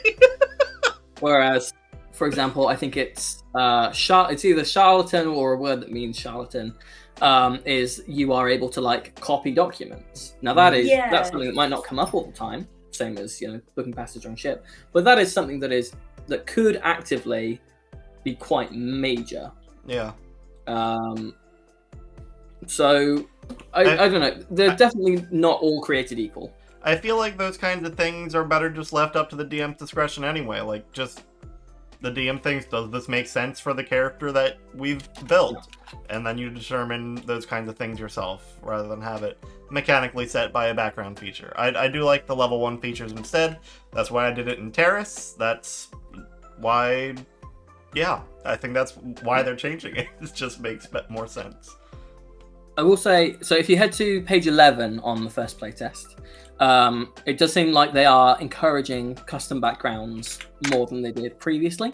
Custom backgrounds were always rules as written, like it was always an option where you could just mix and match your background. It just seems like they're spelling it out a bit clearer of, here's all the things that make up a background, your ASI, your first level feat, etc., your language, starting equipment. That is all the stuff that makes up a background. Or you can pick, one of the sample ones that we've already done for you. Yeah, so those sample ones, they have written flavor around it. So for example, I think Tavern Brawler has flavor around like sailors and stuff like that. So it might suggest that if your background is, you worked on the docks all your life and you were a deckhand for many years before making your way up to first mate, you might choose Tavern Brawler, that kind of thing, as a sample quickly. Yeah, I think it makes sense. It's just like assigning mechanics to the background you've written, and I guess the default ones are if you don't want to write any backstory to your character.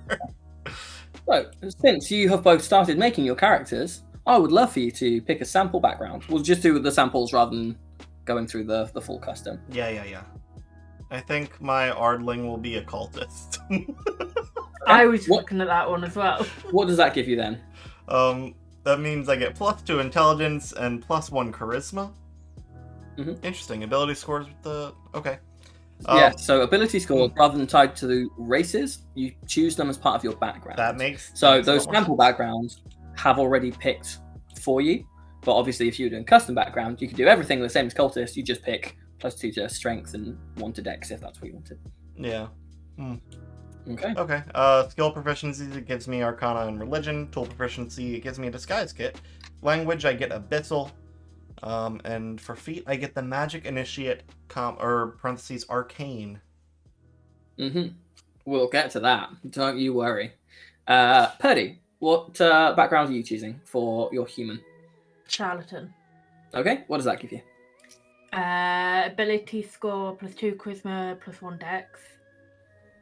Skill proficiencies, deception, sleight of hand, tool is forgery, language is infernal, and feat is skilled.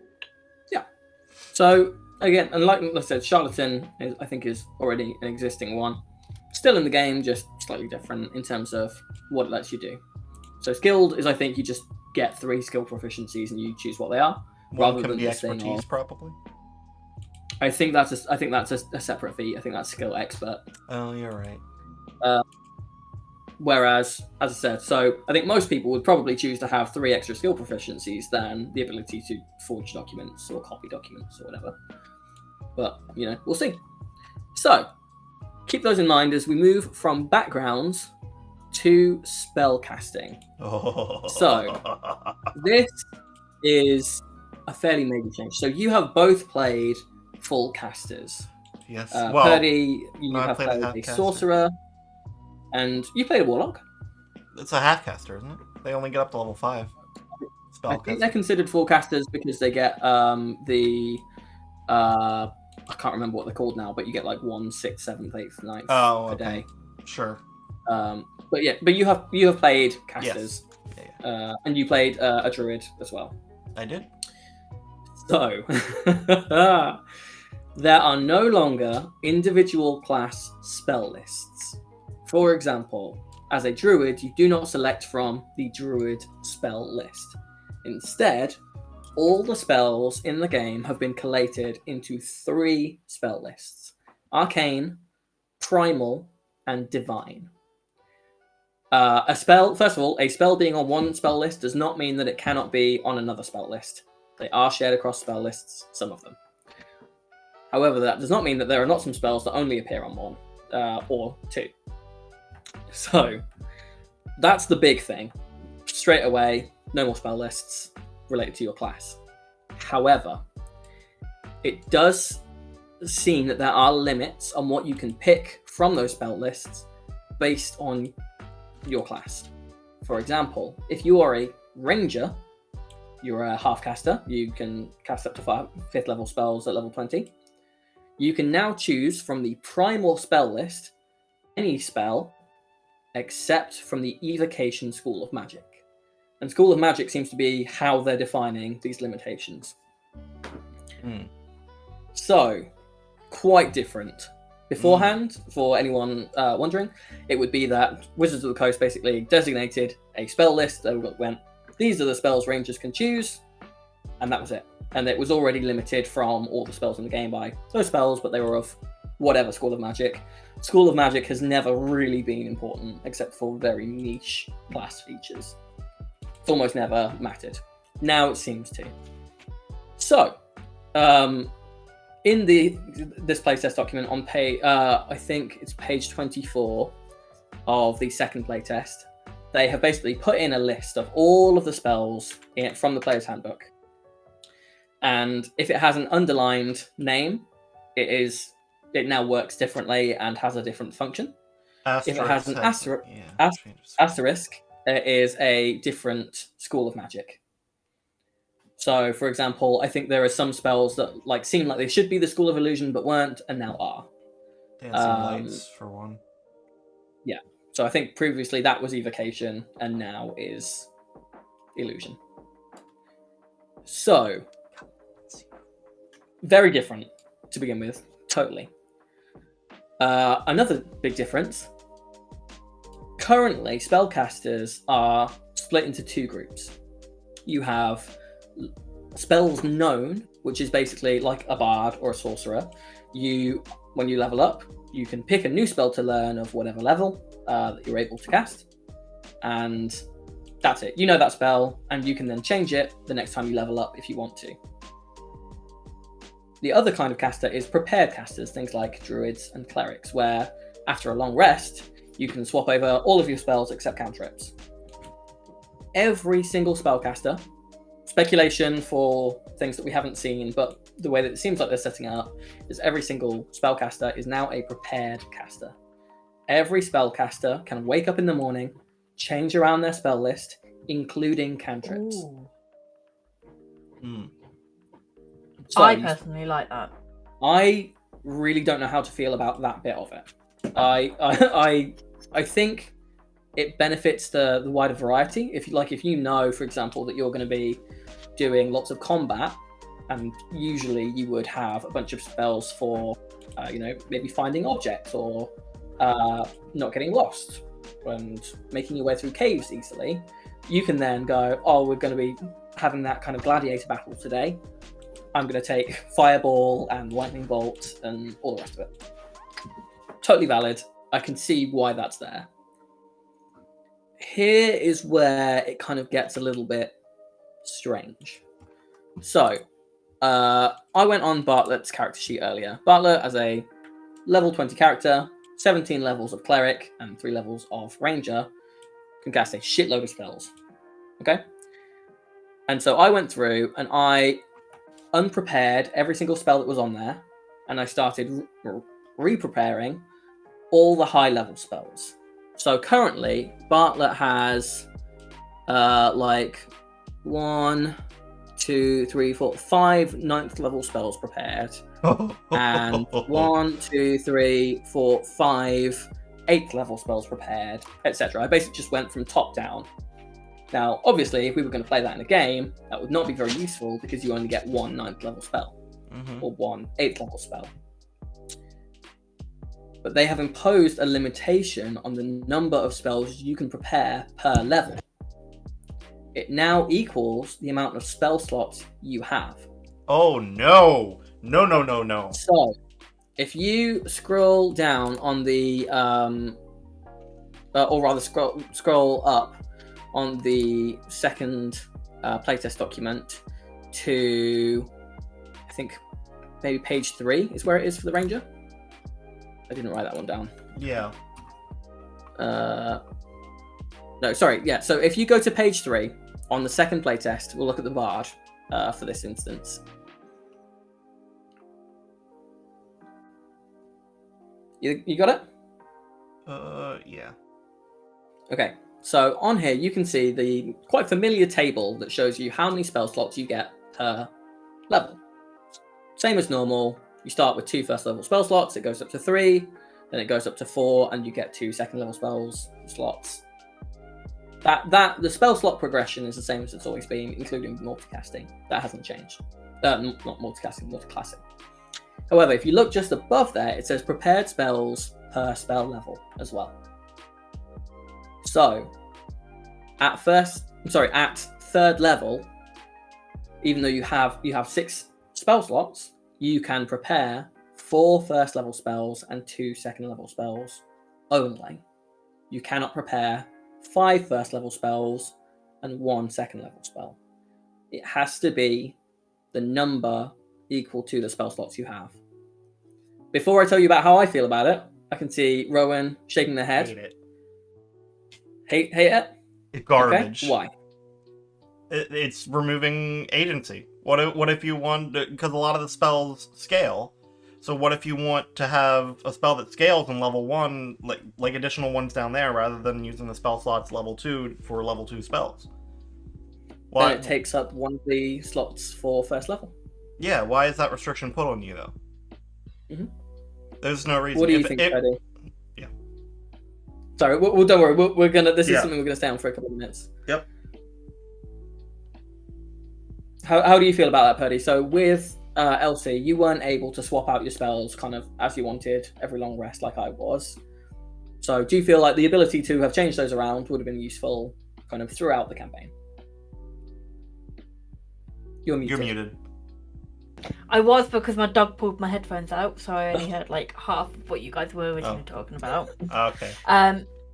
But yeah, for me, switching the spells out would have been good for whilst I played Elsie, but then I'd never played a spellcaster before. So it would have been good for me to learn spells, if that makes sense, and like learn what they do. And how do you feel about the restriction on how many spells you can prepare of each level? So for example here at level 3, so if you're on page 3 of the second playtest, looking at the Bard table, if you're third level, you get 4 first level spells and 2 second level spells. That they tell you that when you're preparing those spells, you can only have 4 first level spells and 2 second level spells. What? So for example, so that table you can see at the bottom of page 3, yeah? Yeah. So that is the same as it's always been for the number of spell slots you have per level. But those numbers now, under this change, are also the number of spells you can prepare. So for example, as a third level sorcerer, as Elsie, you, under the old rules, if you'd been able to prepare them, you would have been able to choose, say, 6 spells, and they could have all been first level. With this, they have to be 4 first level and 2 second level. See, personally, I'm not too bothered about that.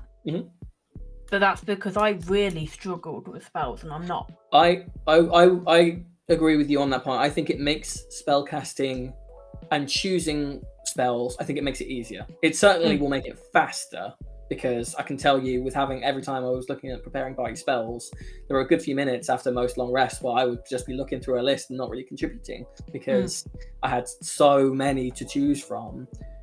And, you know, I could have swapped out loads of them all the time. But it did take longer, knowing that there were so many, say, second level spells that I wanted to take. But at the same time, I definitely agree with you, Rowan. My personal take on this is that this is not while it might be a good change in terms of new players, I don't think it's a healthy change for the game of restricting players' choices that much. I can certainly see the logic behind it, I think it's a choice that makes it less fun. For me, it's good for new players who are still learning, and like especially players like me who learn through playing the game. Mhm. I don't learn through 100%. reading through all the jargon that there is out there. I learn through playing the game. So for me, it's good, and it will make the game flow better for people like that. Because, like you said, it means that you're not sat there for hours upon end going through different spells that you could swap out. You have a certain amount that you can only choose. 100%. I definitely think it will speed up. But for long-term players, I think it could be a big hindrance.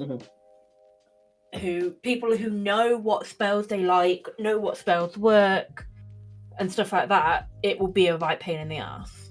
Yeah, I definitely think the way to go is to put in there, because they do put in little like hints and tips and stuff. I think put in there for new players, encourage them to use this as you have 4 first level spells and 2 second level spells. And then as they get more comfortable, either remove that restriction or encourage them to maybe play with different numbers. My concern with this, especially as you said with kind of more experienced players, is as I think very few players are going to start the game and come into a new game at high level. But let's say you are a 15th level bard in this case. It could be any full spellcaster. So if you look on this table, at 15th level, you have 1 8th level spell slot, 1 7th level spell slot, and 1 6th level spell slot. Under these proposed rules, you would only be able to pick 1 6th level, 1 7th level, and 1 8th level spell. What that means is you cannot prepare as much for what might happen. So you have to pick at the start of the day, I think I'm going to use Sunburst or whatever. And you can't say, oh, but I'm also going to take Mass Healing Word or whatever. You know, I don't think it was the same, but you get the gist. You can't say, oh, I'm also going to take this just in case. Yeah. And I think that restriction is not good for the game. Especially as well, I'll point out, considering that wizards could already kind of prepare, a shitload of spells and have a crap load of spells and kind of have that versatility. Presumably, if they follow these same rules, that's not an option anymore. Yeah. I also would just rather see like a spell slot pool rather than this per level spell slot thing. I think that just as far as getting more versatility to spells. You're talking about the optional variant of the spell point system, right? Yeah. So that's where you get, say, I don't know how many it is, but you get like 30 spell points, and from that you could use 2 to cast a first level spell, 5 to cast a 5th level spell, that kind of thing. Yeah. To be honest, I wouldn't be surprised if we see that for either Warlock or Sorcerer as their version of spellcasting. Because Warlock especially, I am so curious to see what they're going to do with it, because its spellcasting works so much differently to all the other classes. I do think that there's a decent chance that we'll see that in this playtest as the basic form of something rather than... Yeah. Or even wizards could get it. I do think that is not unlikely. Yeah, I just want to see more versatility, honestly. Yeah. Any other thoughts on the spell slot and kind of that before we move on to... I have to move on. I hate it. The big one. The big one. Oh, God. The big one. Please turn, class, to page 32 of the second playtest. And we're going to talk about a little spell. A very little spell. Just a little baby spell. So, if you have watched Critical Role in either Campaign 2 or Campaign 3, you'll often hear a player, or to be honest, any player with the spell Guidance. Can I cast Guidance on that? Guidance. I want to cast Guidance. Yeah. Do Guidance. What this is a cantrip, so it's a kind of resourceless spell where basically you touch an ally and they get a d4 to their next d20 roll, basically.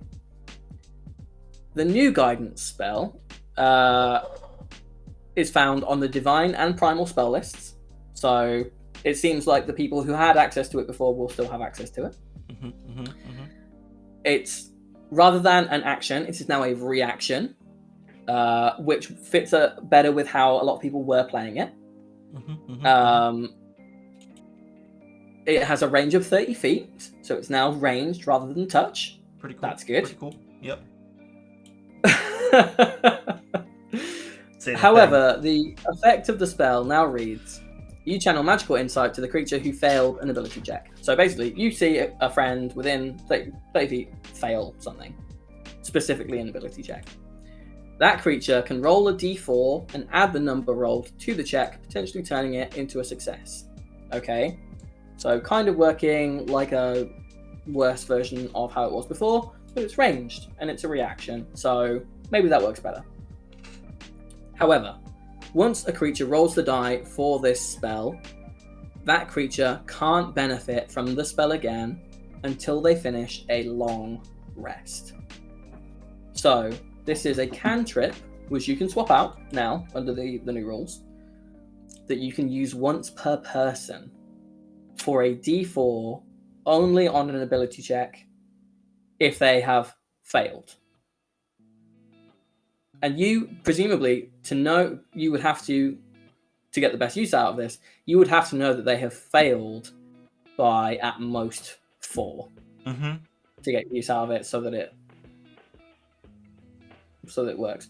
But I will say, that last bit there, it doesn't say once a creature has used this successfully to succeed on an ability check. It only says once they have rolled the die. So they can still fail and not be able to benefit from it again. I mean, I think that's fucking awful. Yeah, I think that is a shocking design decision. Horrible. What's the face for, Purdy? I'm still trying to process. So, for example, when we were playing C2, as Bartler, I would be able to, like, whenever you guys were doing stuff, I would be able to go guidance, and that was when you could roll an extra d4. So, that, good. Extra d4 on most things. This would basically be, I would only be able to do that if I thought you were about to fail a check once per person every day. As a cantrip. So let's say... That sounds stupid. Yeah. So let's say the tower that Maisie climbed up in C3, right? That was, 3 or 4 skill checks in a row? It was like 6 or 8, I think. Yeah. So a bunch of skill checks in a row. If we had been going up with Maisie and someone who can cast guidance, they would have been able to cast guidance each time as they were going up. Or, even better, if Maisie knew guidance, could cast it on herself each time. And then go, right, I'm going to do this, guidance, I'm going to do this, guidance, I'm going to do this.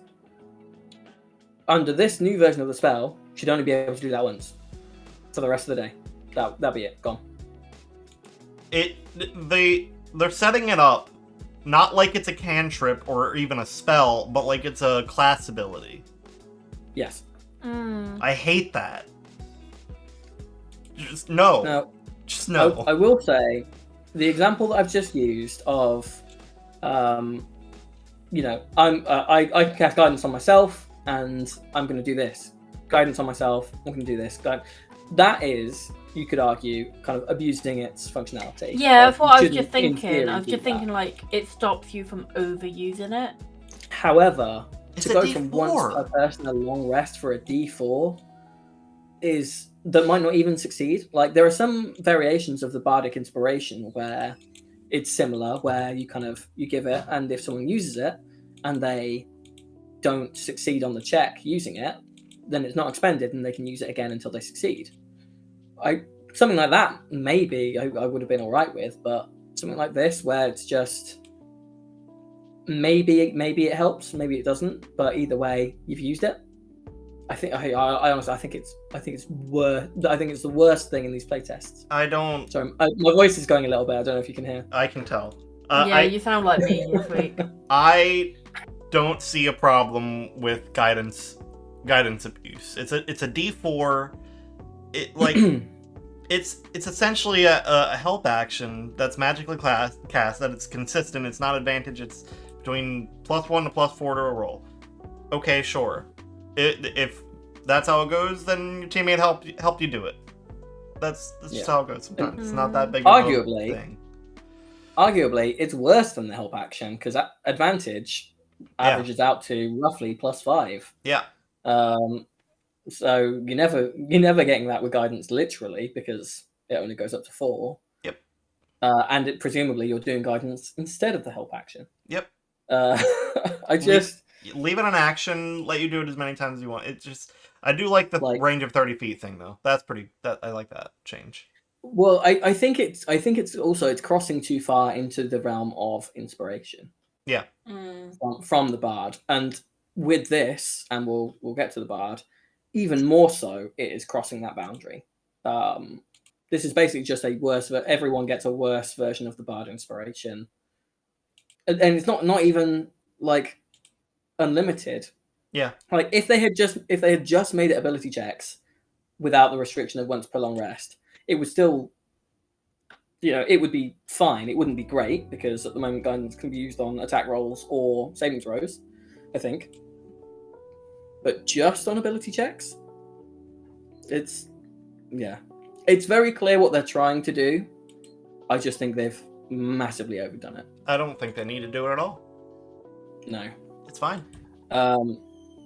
There is only one other spell that has been changed in terms of its functionality out of the whole list from the PHB.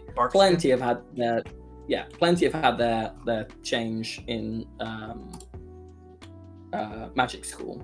Barkskin is on page 31, and before anyone looks at it, I already have. Have you already looked at it? Okay, Purdy, before you look at it, have you already looked at it? Nope. Okay, look I'm away. still trying to find it. So, does anyone? And I have an idea, but I'm not sure. Does anyone know what the Barkskin spell does at the moment? I do. Yeah.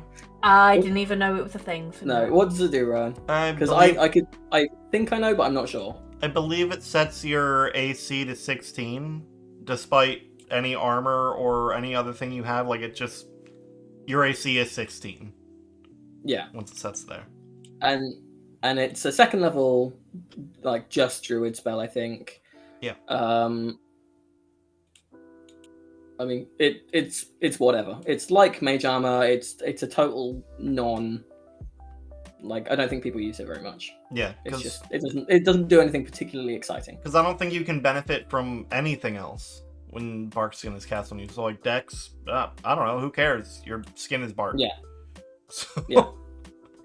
So the new version is touch, bonus action, concentration up to an hour. I don't know if the old one is concentration. You touch one willing creature to protect it with regenerating bark. Until the spell ends, the target's skin assumes a bark-like appearance, and at the start of the target's turns, the target regains a number of temporary hit points equal to your spellcasting ability modifier plus your proficiency bonus. When you cast it with a higher spell slot, you can target an additional creature for each spell slot above second. So basically, you give them a regenerating pool of temporary hit points. This will work very similarly to Cal's Twilight Domain Cleric, or Cal, the Twilight Domain Cleric, in C3 when we get to that level. It's just a replenishing pool of temporary hit points. So you throw this on your Barbarian who's getting hit all the time. It's kind of like a cushion for them in terms of damage. They're constantly not healing their hit point maximum, but they're constantly getting a shield that damage has to go through before it affects their hit point maximum, which is fine. Yeah, I like that change a lot. This is now a decent spell. Yeah, I have clarifications on what it is currently. The wording is the target's AC can't be less than 16, regardless of what kind of armor it is wearing. So you can still benefit from a shield if you have bark skin, but if your AC is over 16 already, there's no point to it. Correct, yeah. Is it concentration at the moment? Yep. It lasts for an hour. Yeah. So it's a spell no one uses to a decent spell. Nothing wrong with this at all. Yeah. Definitely has its use. It's good. I think people are going to start using it. Yeah, decent support spell. Yeah. That's it in terms of the spells that have been changed. how do we feel about spellcasting changes in general? So, Purdy, as you were saying, as someone who has played a full spellcaster, but it was their first one, how do you feel? It's a hard one. I feel, as somebody who still wants to learn spells but has been completely put off by spellcasting because of what I've played, it will be good for me. However, I think as people learn the game more, it's a pain in the ass. Like, all of it. There's good aspects and there's bad aspects to it all. I just think, with everything we've spoken about today, the rules, every single bit of rules should be up to the DM and the group they're playing. I don't think there should be any, you have to play by these rules on any of it. I think all of it should just be, here's a set of rules that we think are good. Use them if you want. Yeah, I hope that they will still include all of that in there, like it was in the original one. I just, with the inclusion of things like the influence action, etc., I wonder about just how much that will be encouraged, or if they're literally putting it in there to cover their own asses and be like, look, it's here. If you have no idea, this is it. I was about to say, if it's a case of just dropping stuff in and going, hey, this is available for you to use if you want to use it, is completely different to, hey, this is what you're going to be using. Yeah. What are your thoughts, Ryan? Yeah, I just don't like them removing options. I feel like their role as Wizards of the Coast should never be to impose limitations. It should only be to give more options. Because at the end of the day, DMs and groups will decide what they want to do, and they just want more options to choose from. Minor tweaks, I don't think anyone really has much of a problem with. They already published the errata, which is where they basically say, oh, this doesn't quite work, so we're just tweaking this. This is now, it works like this. And usually they're fairly minor, and it's for the health of the game rather than any kind of large sweeping change. I had just thought of something to do with the... oh, yes, sorry. So we were saying about the spell slot change with how many you can prepare of each level. I've thought of something. So I think we're fairly agreed that will help new players, yeah? Yeah. I wonder why then they have used the School of Magic thing, which all spells had to begin with, it just never really came up, as the way of determining what spells each class can take from those 3 spell lists. Because that seems like an extra step. Rather than having, you're playing a paladin, these are the spells you can choose. Pick them. Instead it's going, you're playing a paladin, okay, go to the divine spell list and you can pick from these 5 schools of magic. Yeah. That seems counterintuitive to me. I mean, if they're wanting to put limits on it, there's got to be a way to do that. I feel like so they could have chosen. They could have just, because I do like the definition between the 3 spell lists, but I don't think they need to have them set up as spell lists in that sense. More so, I find that to be a useful RP tool and not so useful character building tool. I think the per class spell list is more useful character building wise. See, I like the not having ones per class, but I'm not sure if I like the way they've gone about changing it. How would you guys feel about having spell lists per class, but an extra little section on where it says second level action and then components? It says either arcane, primal, divine, to tell you which kind of magic it is. And then it could even be more than one. Yeah.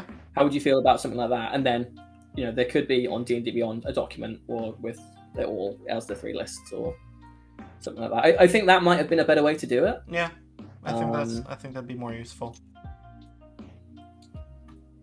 Yeah. Okay. Well, I feel like we've covered those pretty comprehensively. So what we're going to do is we're going to take a 10-minute break, and we'll come back for the second part, where we are going to discuss the last section, which is the classes presented, the expert classes in the second playtest, which is the Bard, Ranger, and most importantly for you two, the Rogue. Yeah. Alrighty. Right. See you in 10 minutes. See ya. I'm not going to stop the recording, Alex. Deal with it. We're only coming back for one more section. So... Back in a moment. Bye. Bye.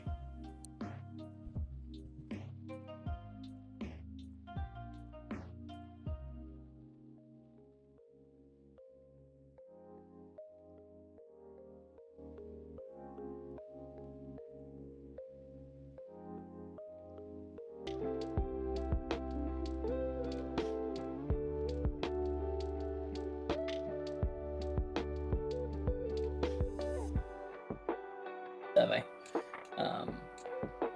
So yeah, but no, we're not like, I'm not expecting us to like retain all of this at all. Like by the time the third one comes out, I'll have forgotten most of what was in the first one at least. And Joe admits it. He will not remember any of this. Hi, we're back. What you think? Not until 2024 when it's important and it's a whole new set of stuff to learn. Forgot to mention that I played through Scorn. That game was something else. Hard to describe. I think it messed with my brain to the point that it affected my dreams, especially towards the end. I basically got hit with some kind of weirdness overload where I couldn't absorb anymore. So it was one heck of an experience. Would love to hear your thoughts on it someday, especially the aesthetics. I will have to play it first. Yeah. Yeah.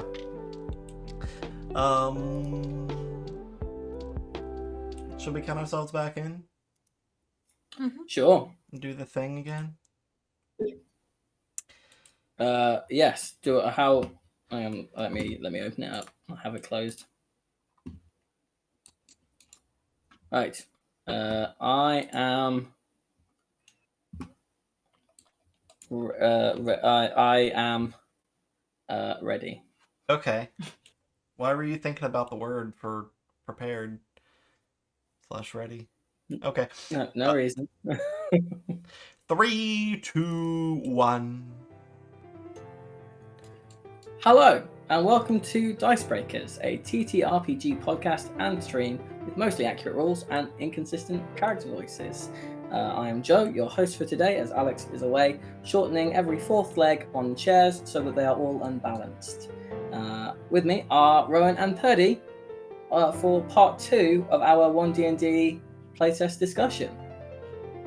How are we doing, guys, after the break? Pretty good. Pretty good. Yeah, good. Alex is just a menace. It's time the world knew. A total menace.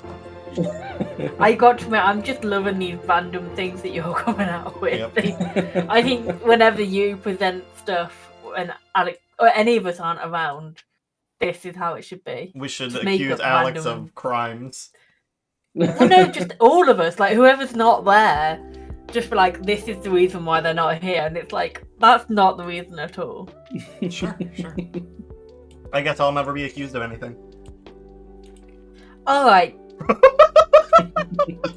You make me feel guilty enough for missing them anyway. So, for part 2 of our playtest discussion, we are going to be finishing off. I say finishing. There's no real way of knowing how long or quick this will be, because there is still an amount to cover. We're going to be talking about the classes, the expert classes presented in the latest playtest of One DnD. If you want to hear about all the other stuff presented, go listen to the last one. I'm not going to repeat it for you. That will take ages. But Joe, what is an expert class? An expert class, I'm so glad you asked. So, to kick us off then, classes are now grouped in D&D. So, if you want to go to page 2 of the second playtest, follow along at home if you've got the document in front of you. you will see a little spiel that they put on there. So, page 2, class group. Essentially, Wizards of the Coast is wanting to unify some of the classes, basically, by role, almost. Kind of like in like a RPG. So we have the experts, which are the Bard, Ranger, and Rogue. Asterisk, the Artificer counts, but it's not a player's handbook-based class, so therefore it's not in this book or this playtest. So it says polymaths who have the expertise feature and elements of other classes. So basically, all the expert classes are going to have the expertise feature. Genius. That's pretty Jeremy cool. Crawford, you've done it again. He's the lead designer, for anyone who doesn't know who Jeremy Crawford is. To be honest, every time you think of that, I think you're saying Jeremy Corbyn. I mean, it could well be. So we have the experts, we have the mages, which are sorcerer, warlock, and wizard, priests, which is cleric, druid, and paladin, and warriors, which is barbarian, fighter, and monk. So far, only the experts classes have been released for any kind of playtest, so the rest we can only speculate on. But we'll probably not talk too much about them at the moment. There is something that we're going to cover which might lend itself a little bit, which ties back to the feats that we discussed previously, but we'll get to that. So, the thinking behind having them as roles is around party composition. So, if your adventuring group has 4 people, the thinking is you can have one of any of these groups and you will have a balanced party. So, you might have a bard, a warlock, a druid, and a monk. And in theory, that is a well-rounded party. Whether or not that holds true with the inclusion of the subclasses and the changes to the classes that haven't been released yet, Hilariously, who knows? That's what we have going right now in our party. We have 2 rogues, a sorcerer, Cleric and we we have cleric. 2 priests. We don't have a warrior. Yeah. Well, that's it. We're doomed. Yep. C3 over. So, the way that they've presented it in these is they have presented each base class for the Bard, Ranger, and Rogue, as well as 1 subclass.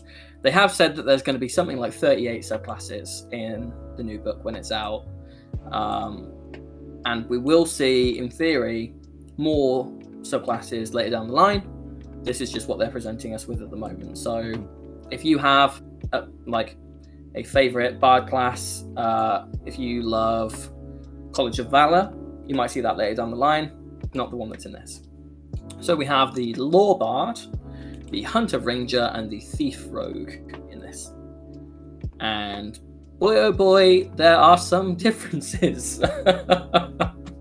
So let's start off with the Bard. We've already taken a look at the table on this and some of the differences when it comes to spell casting.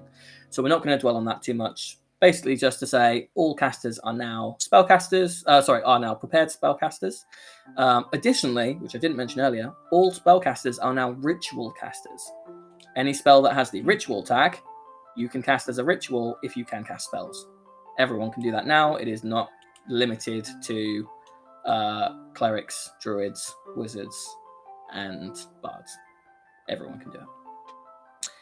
So, the primary ability score that you're going to want, your spellcasting ability score on your bard, is still charisma. Yeah. No surprises there. It would be strange for them to change that, frankly. I'm not going to go through all of the kind of fluff and flavor about that. It's a bit more on the kind of the words of creation that they were talking about with the creation bard. No surprises there. So let's get straight to the good bit. Hit dice, still 1d8 per bard level, no surprises there. Therefore, you start with 8 plus your constitution modifier, no surprises. That all works the same as it did beforehand. Your proficiencies are saving throw, dexterity, and charisma, same as it always was. Skills, you can choose, or rather, you would start with deception, performance, or persuasion, or any 3 of your choice. That's slightly different. Yeah, that's nice. Weapons, simple weapons, that's the same, except you lose proficiency with the rapier. Yeah, what the You fuck? no longer have that proficiency. That's not cool. Not It's like- super clear why they've removed that, but sure. The difference, Yeah. I think, is short swords are now a simple weapon rather than a martial weapon. Yeah, And I believe that they are both finesse and light. So it's the difference Still. between a D6 and a D8. but a mechanically. rapier is just a fancy. That bards need to be fancy. I agree. I think it's a strange one. And then the armor, by the way, it's no longer called armor proficiency. It's armor training, light armor. Sure. Same as it was, whatever. Starting equipment and then multi-classing is basically all the same. So let's talk about their kind of iconic feature, Bardic Inspiration. The way this currently works is you have a pool of Bardic Inspiration equal to your Charisma modifier. You can use a bonus action to give inspiration to an ally. They have it for 10 minutes, and in that time, they can use it to add to a d20 check, basically. They can basically add it to anything, and with the Tasha's optional rules, that then included like magical healing or magical damage. You could do shitloads with it. And then as you got to 5th level, you then regained those on a short rest, the whole thing. So you were capped out at 5, but you got them back on short rest at 5th level. They have changed it relatively significantly, although whether it's for better or worse remains to be seen. So the first thing is it's no longer a bonus action. It is instead a reaction. I was about to say, I see why you're upset by this. Fucks with your action So- economy. So basically the creature that rolls the die adds the number rolled to the d20, potentially turning the failure into a success. That bit, the way that it works once you have given it to someone is the same, but it's a reaction when you see them do the thing, or rather, it works slightly differently to what I thought. So when you see that creature fail a d20 test, so it's even more restrictive. So before it was you give it to someone, and then within the next 10 minutes they can use it on whatever. Now it's you have to see them fail. So once again, the DM has to let you know that they have failed for you to be able to use this ability. I'm not gonna dwell for a long time on metagaming because there's so much nuance to it when it comes to being able to use your abilities, because you should know what abilities you have and can use. But should you know if you've succeeded or failed a check necessarily all the time? There's arguments being made about that. There is new functionality though. So immediately after another creature within 60 feet of you that you can see or hear takes damage, you can use your reaction to roll a Bardic Inspiration die and restore a number of hit points to the creature equal to the number rolled. Essentially, it works like a healing word as a reaction. Yeah. That's Importantly, it is they take the damage and then you heal them. You are Yeah. not reducing the damage that they take. That means so that it they doesn't can affect fall anything down to do with and immediately concentration bring them check. back up. Yeah. That's cool. Yeah. So everything that would normally happen still happens. There's no kind of change there. Another change to how this works is it's tied to your proficiency bonus, and at base level you regain all expended uses when you finish a long rest. So at first level that works the same in terms of the long rest, but it means that you start with 2 maximum. Yeah. And it doesn't go up until you get to level 5, and then longer and longer. So, for example, proficiency bonus goes up at level 5, 9, 13, and 17. What this means is, whereas if you started with a 16 as your ability score, which would be most cases, because of recent books, you could start with an 18 if you wanted. 18? No. Never mind. Yeah, let's say you start with a 16 as your charisma modifier. That means you're starting with 3 uses of Bardic Inspiration. And then by level 8, if you increase your charisma both times, you max out. You have your 5 uses of it, you have a 20 charisma, And by that time also, it's refreshing on a short rest. That to me is fine. I think kind of changing it so you have less uses so early on feels really bad. Yeah. It kind of I think that kind of sucks. Yeah. I'm not a fan of that change. What do you guys think about? Because this is a trend that we've seen already implemented in books. This is something that we know is coming. Is that a lot of things that were modifier number are now proficiency bonus number. I don't know. It just feels weird, and like it makes sense in some cases, but not this one. I don't think, and not for a primary class ability.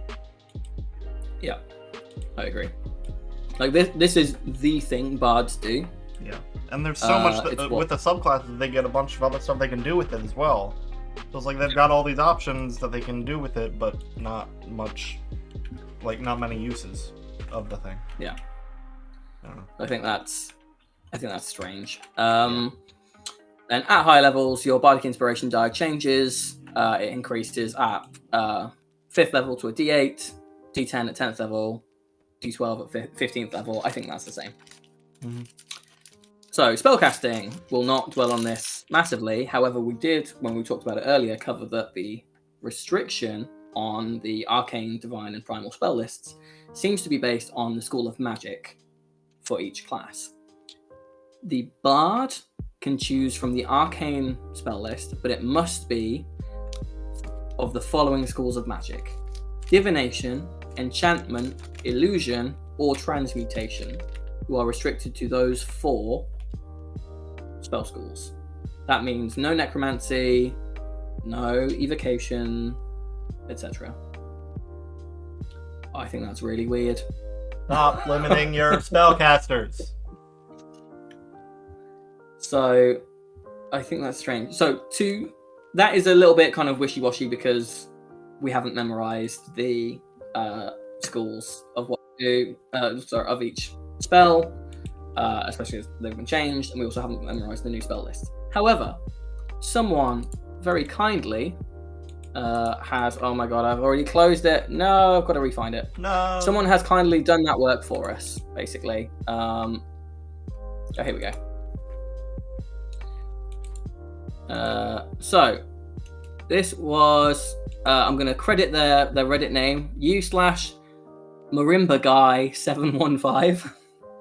Thanks, u/Marimba Guy. So I'm not going to go through every single spell that they've lost or gained. I will give you some notable examples. So, for example, bards no longer get Fairy Fire, which I think is a fairly common spell for bards to take. They no longer get Enhance Ability or Heat Metal. Bards no longer get Silence or Zone of Truth. Bards don't get Dimension Door anymore. Bards don't get Eye Bite or Hero's Feast. They don't get Mordenkainen's Magnificent Mansion. Skeleton fans out there, sorry. How dare you! Notably as well, they don't get Power Word Heal, so they don't get the thing that is a word, which is like kind of their thing. But notably, they do not get Resurrection spells anymore as part of their thing. So previously they didn't get Revivify in the first place, but they did get Raise Dead, which I think is a Resurrection spell and not a zombie spell. They also got Resurrection. They don't get that anymore, which is kind of weird. I see what they're trying to do and I hate it. Because it's an expert class, they don't want them to be able to do that kind of thing. They only want their healers to be able to do it. So there is something later on that we'll cover, which will mean that they could regain those, but I think it's strange. Here are some of the spells that they have gained, though. So they have gained Alter Self, Blur, Enlarge Reduce, Fly, Mass Healing Word, Haste, Arcane Eye, Disintegrate, Simulacrum, Time Stop. So there is a trade-off. I do believe that they have lost more spells than they have gained through this. So, swings and roundabouts, unfortunately.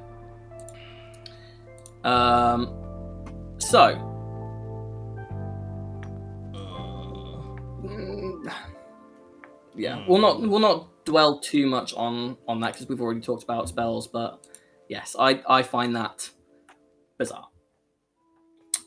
Second level, expertise. You gain expertise in 2 of your skills that you choose. Pretty classic. Yep. Previously, you would get Jack of all trades at this level, which is where you add half your proficiency bonus, rounded down, to any ability check that doesn't already include your proficiency. So it makes you better at everything that you're not great at. That was here. That has been moved to 5th level. That makes a bit more sense to me. Yeah? Yeah, it feels a bit OTT for level 2. I can definitely see where that would come from. However, because it is a rounding down, it's half your proficiency bonus rounded down. The difference there is when you get that at level 2, you get +1 to all of that stuff. When you get at level 5, you still get +1 because it's your proficiency bonus at that point is +3.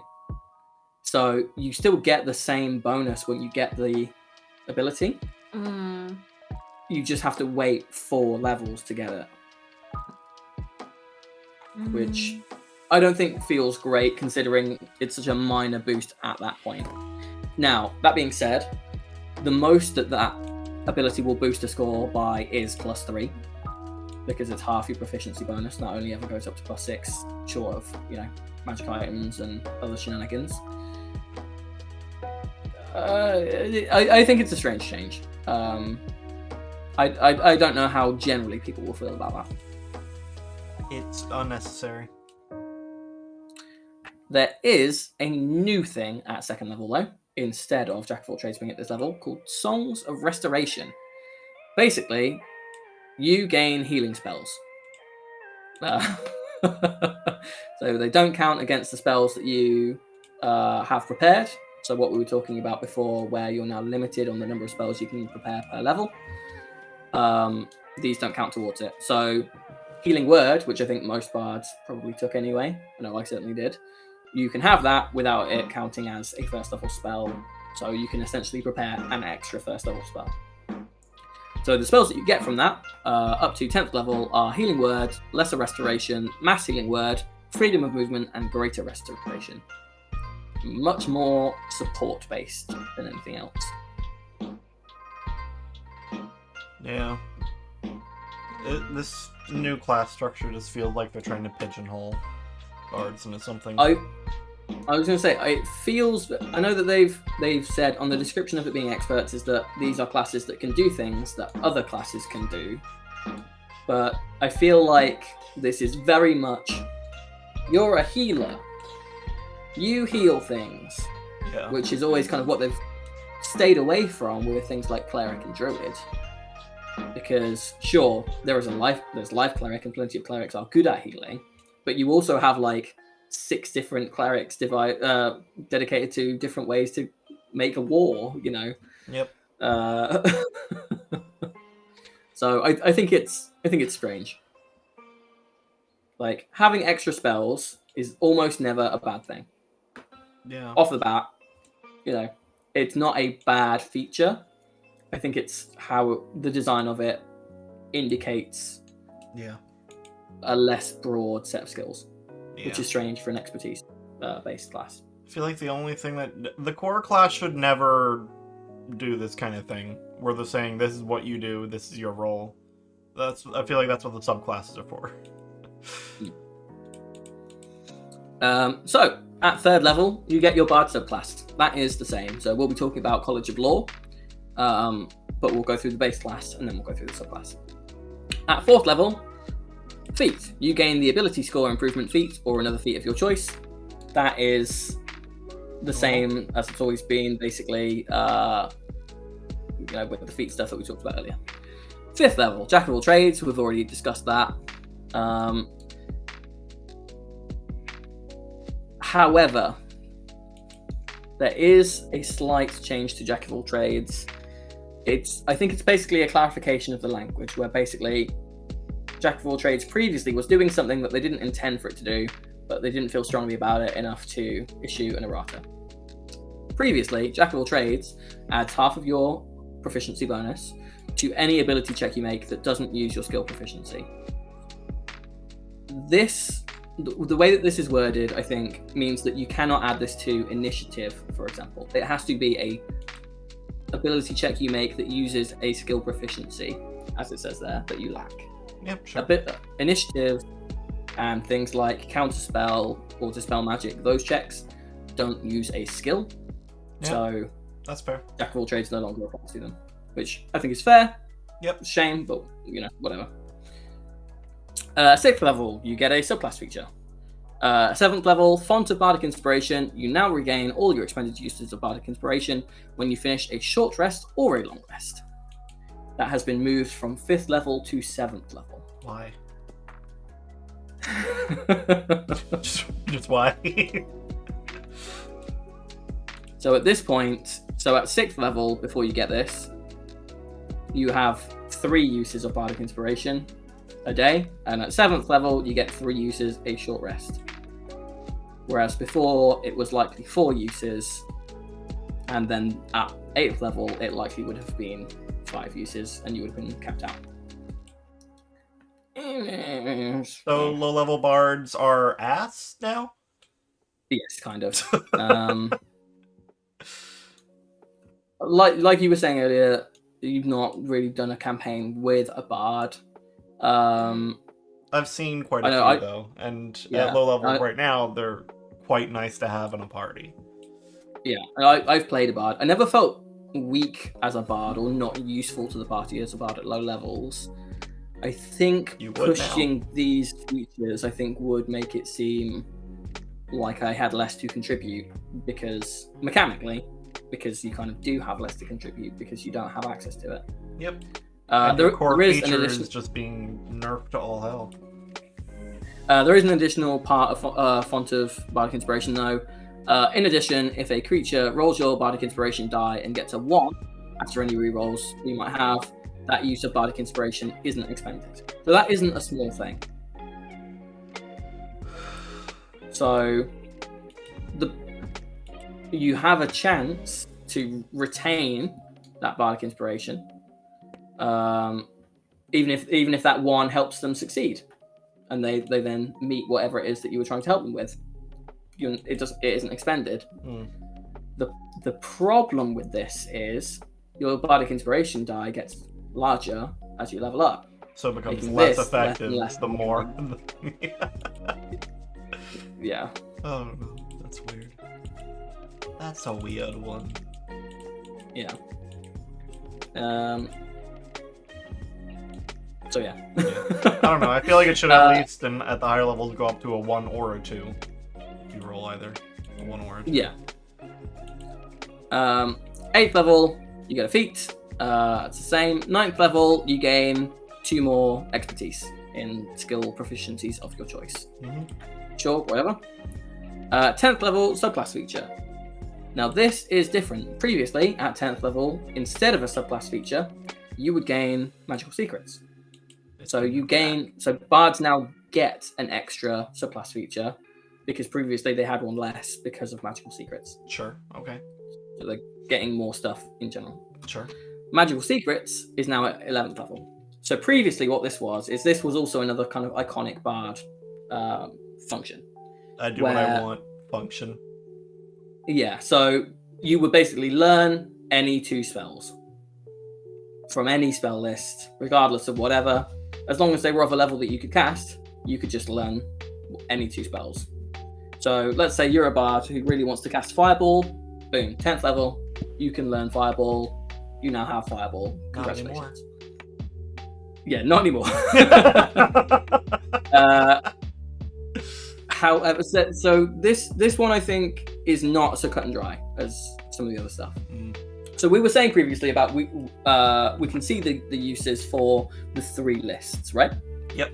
So this is basically you choose one of those lists. So you just pick one, and then every morning, because you are now a prepared caster, you can just pick 2 spells from that list, any 2 spells, and so you can change your magical secrets every single day, whereas before you just couldn't change them at all, ever. Yeah. How do we feel about that?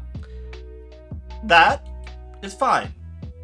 The part at the end where it says the spells must otherwise follow the rules of your bard casting or bard spell casting feature, not fine. Yeah, I was going to get to that. So they still have to be in those schools. Yeah. Whenever you prepare spells for this class, up to 2 of the spells you prepare can be from the chosen list, and from any school of magic. Oh, the prepared spells otherwise. So it is still just any 2 spells from those lists. Okay. Yeah, sure, fine. I think that corrects some of the imbalance. I think that's a decent change from, I don't mind that being a level later for being able to change them. Yeah, and getting an extra subclass feature.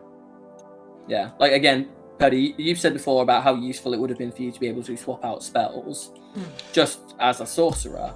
So how would you feel about the ability to just swap 2 spells for just any 2 spells in the game? Yeah. I think I'd like that.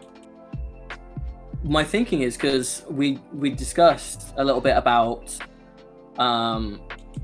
it now being a faster process with the limitations on how many spells you can prepare. This kind of blows that wide open again of okay, most of your spells you are limited. However, 2 of them can be any spell from this list. I do think it's interesting. It's worth pointing out. So later on you will get further magical secrets. So after this you get a feat and then another subclass feature, and then at level 15 further magical secrets. You then choose a spell list that you didn't choose before, and it's the same thing. You learn 2 spells and you can swap them out around that list, any spell school. What's interesting to me about this is there are 3 spell schools. You draw from initially the arcane spell school, but you have limitations on it.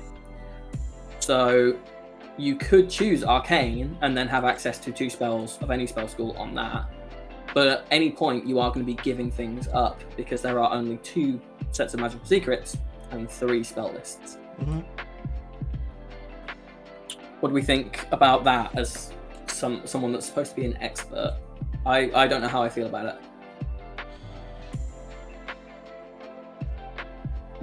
But I don't know, bards for me have always been this jack of all trades kind of role, where they can just they can dip a little bit into everything. So I don't know. As far as expertise, it feels like their expertise is in being able to try anything and be pretty good at it. I don't know, it makes sense to me. What do you think, Purdy? Do you agree with this kind of limited access to all the spell lists, or do you think they should have more access than what this is? I don't know. That's also a fair answer. Anyone listening to this, again, we are not the experts. We're just people who play D&D a lot. Yeah. It's kind of funny that they started with the expert list, which are some of the harder classes to play. Yeah. I will say I think they messed up by going with expert first. This should have went the other way around. Warriors are easier to understand. Yeah, they have given us a full caster, a half caster, and a non-casting marshal. Yeah. So it gives us an idea of the kind of directions that they're looking at. But I think this maybe could have been best served by going last. Yeah. Oh well. So, 16th level, you get another feat. 18th level, Superior Bardic Inspiration. When you roll initiative, you regain 2 expended uses of your Bardic Inspiration. Now here is where we encounter some what we call global changes. This appears to be changes for all of the classes, not just these. 20th level features. Previously, you reached the peak of the game. You are the best fucking bard, paladin, whatever in the world. You've reached 20th level. You get your 20th level ability. Those have all been moved to 18th level. And you get something else at 20th level. I will say this is a slight improvement because previously it was just you regaining 1 use of Bardic Inspiration. But, Which is a real shitty 20th level. Yeah. But even at 18th level, regaining 2 expended uses of your Bardic Inspiration on initiative, I mean... Yeah. I feel like they should just get them all back at that level. Yeah. Because at that level, you're probably spending them all very quickly. Yeah, because you've got... You have 6 at that point. I mean, combat at 18th level, I feel like if that's not lasting, like, less than 3 rounds, then it's lasting for like 12 rounds. Yep. You know. 19th level, you get a feat, and 20th level. This is where we're going to circle back to feats a little bit. You gain an epic boon. Yeah. Have either of you come across epic boons before? Because I would wager a bet that most D&D players have never heard of them. Not outside of this One DnD stuff, no. No. So epic boons are a optional rule in the Dungeon Master's Guide. Oh! Where it's basically... I didn't know they exist already. Yeah. So they're basically what you get once you reach 20th level instead of leveling up. So it's like you are your fucking like legend level hero. You are 20th level. You cannot level up anymore under the mechanics of the game, but you are still progressing and getting more powerful. So you gain essentially awesome feats. Yeah. So we're going to quickly go feats. to the epic level stuff. So the epic boons. That is on page 18. If I have it Where down. to start. Thank you very much. So if you want to head to page 18 for me, if you're not already there. So these are all packaged in with all the feats. They're not listed separately because they do it alphabetically. It's a nightmare. Which is rubbish. So we're just going to divert from the classes a little bit to epic boons because this is now the capstone ability, the 20th level ability of all classes. Very cool. So these should all be fucking awesome. Yeah. But the first one, epic boon of combat prowess, prerequisite, expert or warrior group. So we're still seeing limitations on who can take what. Yeah. When you miss with a melee attack, you can hit instead. Once you use this benefit, you can't use it again until you roll initiative. Once per turn, you can guaranteed hit a melee attack. That's pretty cool. Definitely useful. Is it 20th level useful? Who knows? The second one, epic boon of dimensional travel, expert or mage group. You can cast Misty Spell once.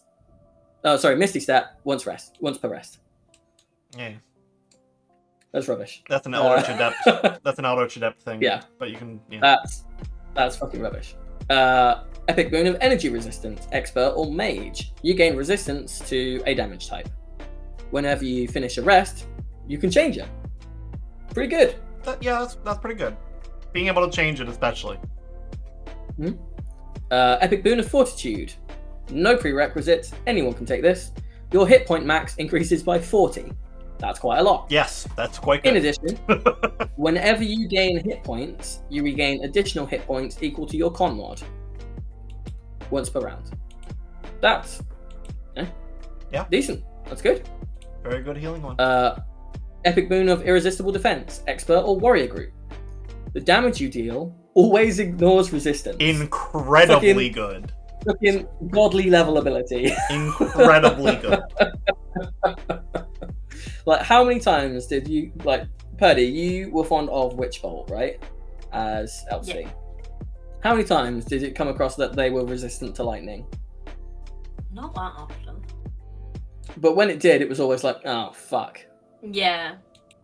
So this isn't even, like, so this says expert or warrior group. So mages don't get this, right? Yeah, which is odd, but okay. But this isn't any kind of, I don't think there is a limitation, right? No, it just says the damage you deal. It can be from any source, as long as you are dealing. You could have a poison dagger, a sun sword, a whatever.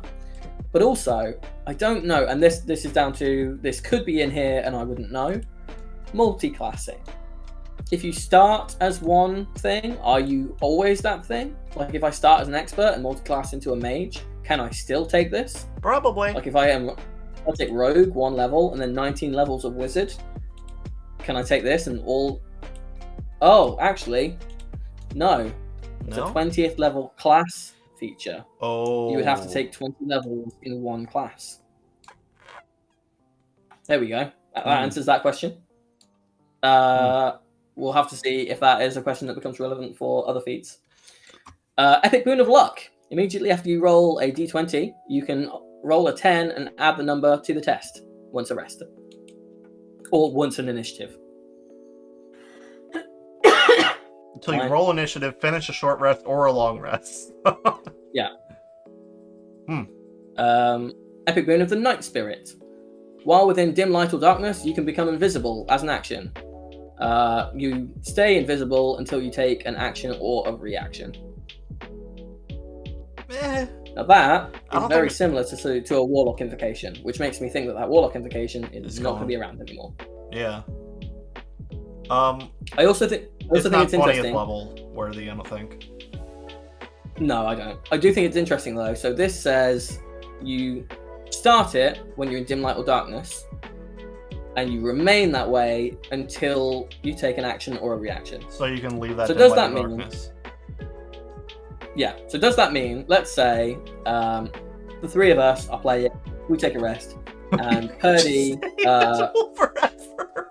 Yeah, and Purdy is 20th level rogue, is taking a watch, decides to be invisible because they can, and then the daytime rises, and we can't see Purdy because she's still invisible. She hasn't moved. She hasn't used an action or a reaction. She might even have gone to sleep, and we've just got an invisible sleeping Purdy that we just can't find. That's very funny. Oh yeah, so I don't know. Epic Boon of Peerless Aim. Expert or warrior, you make a ranged attack, and if you miss, you can make it hit instead. Yeah. Once an initiative. Very good. Very good. Epic Boon of Recovery. Anyone can take this. You can use a bonus action to regain a number of hit points equal to half your hit maximum. Once you use this benefit, you can't use it again until you finish a long rest. In addition, you succeed on every death saving throw roll that isn't a natural one. It's so good. You're beyond a god at that point. Yeah. You're almost impossible to kill. Yeah.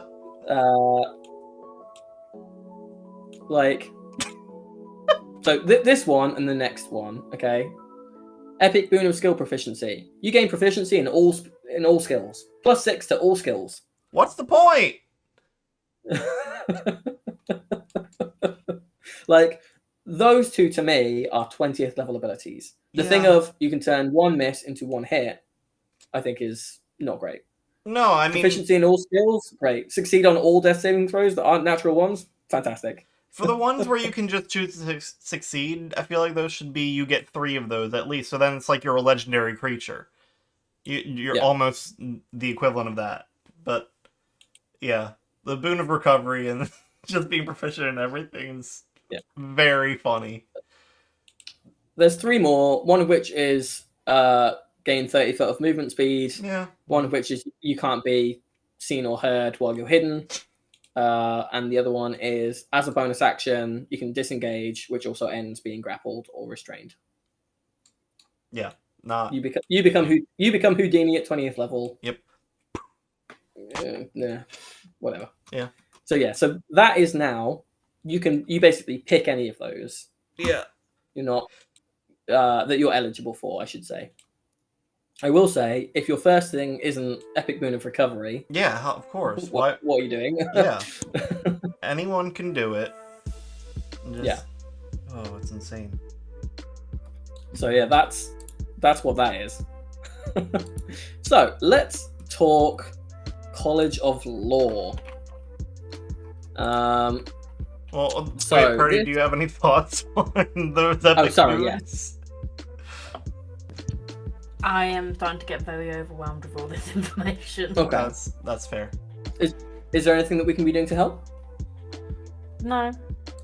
Okay. Well, just let me know if you want us to stop, or we can call it, or whatever. I think with Bard, I'm struggling because I've never played Bard. And they're I've very been complex. interested in Bard.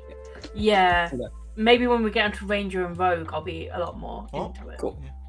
Okay. Well, this won't take long to go over. They're mostly the same, aren't they, as far as class features? Well, I was going to say then there's kind of two big differences, and they're both dog shit. So this won't take long. Essentially, College of Law is one of the more iconic Bard subclasses. It's the one that I played when I played a Bard. That's So the Scanlan I one, fully I'm said pretty to these sure. two- Or was he Yes, Eloquence? I fully said to these two, I'm probably biased when it comes to Law Bards. He was College of Law. Okay. Eloquence wasn't out when they were starting. Mm. So, essentially, third level, you gain skill proficiency in Arcana, History, or Nature. If you already have one of those, pick a different one. I really dislike that they're dictating which skills it is. I think if those were recommended skills, that would be fine, because they're all kind of knowledge-based. But I don't think it should be dictated that that's what they are. I think that sucks. Third level, this is how the Law Bard uses inspiration in a different way, which is something all Bard subclasses do. When a creature that you can see within 60 feet of yourself succeeds on an ability check or an attack roll, you use your reaction to expend one of your Bardic Inspiration. You roll it and you subtract the roll. You subtract that from the creature's roll, so turning their attack into a miss, for example. Previously, you could use that on damage as well. So you could choose. So, for example, Rowan's character attacks me. I can choose whether or not to reduce their roll to try and turn it into a miss. I choose not to do that. They hit me for 3 damage. I could then Cutting Words to reduce that damage that I took, potentially to nothing. That's not there anymore. It's only to reduce the roll of an ability check or an attack roll. So, if you are targeted by a spell that requires you to make a saving throw, sorry, pal. Just get hit. Forehead. Yeah. 6th level. When a creature rolls your Bardic Inspiration die, they get advantage on that die. That's fine. That's the new one. Sure. I mean, it's whatever. What I will say it does is it makes that higher level ability where if they get a 1, it's More useless. not expended, even more useless. Your chances of that happening at high levels are nothing, basically. Improved Cutting Words. Whenever you use Cutting Words feature on a creature, you deal psychic damage equal to the number you rolled on your Bardic Inspiration plus your Charisma modifier. Okay. So at 10th level, that's probably Not much. 5 plus something. Not much, and you can only do it when your Bardic Inspiration is rolled on an enemy as Cutting Words. So that's something that's only damage to an enemy. Not a lot of damage, whatever. 14th level, when you make an ability check and fail, you can basically inspire yourself. If the check still fails, it's not expended. That's fine. stinky. That's similar to how it was. They're doing There you bards dirty. Yeah. Now, there is a conspicuous absence, and this is the last thing about College of Law. Famously, College of Law at, I want to say, 6th level, got an early Magical Secrets. Oh. That is not there. Mm. You only get your worst version of Cutting Words. Your Bardic Inspiration is slightly improved in that people have advantage on it. It's even more very slightly improved by it does damage to enemies when you use this worst version of Cutting Words. And then you can inspire yourself, and sometimes it won't be an expended use. Yeah. That's I have very strong feelings about it. It upsets me a lot. That sucks. That sucks a lot. Yep. Okay. Enough said about that. Hate that. Leave the garbage in the garbage heap. Ranger. Ranger. Pretty soon back in. Ranger has had a little bit of a contentious history. Would you guys agree? Oh yes. So when the Ranger was released as part of the Player's Handbook, there was a general feeling that it was weaker than other classes from its abilities and the things that it was able to do. As part of the Unearthed Arcana, which is playtest material that Wizards releases, they released a new version of the Ranger, which some people liked, some people didn't, but was generally a bit stronger. Years later, when they were playtesting the stuff that was going to be in Tasha's for optional class features, they released another, again, different version of the Ranger, which a lot of people really liked, but was maybe a bit too strong. And then it was toned down, and some of those features were removed entirely with what was published in Tasha's. So there's been a few different versions of Ranger. So a lot of the stuff is still the same with the basics of you have a D10 for your hit dice, etc. Proficiencies, saving throws, all of that stuff's basically the same. Light armor, medium armor, shields, etc. All the same. So let's have a look at the features. First level, expertise in 2 skills. Straight away. Expertise, brilliant, great. At the moment, with an optional class feature in Tasha's, you get 1. That's it. So straight away, the Ranger is much more of an expert than it was previously. You also have Favored Enemy.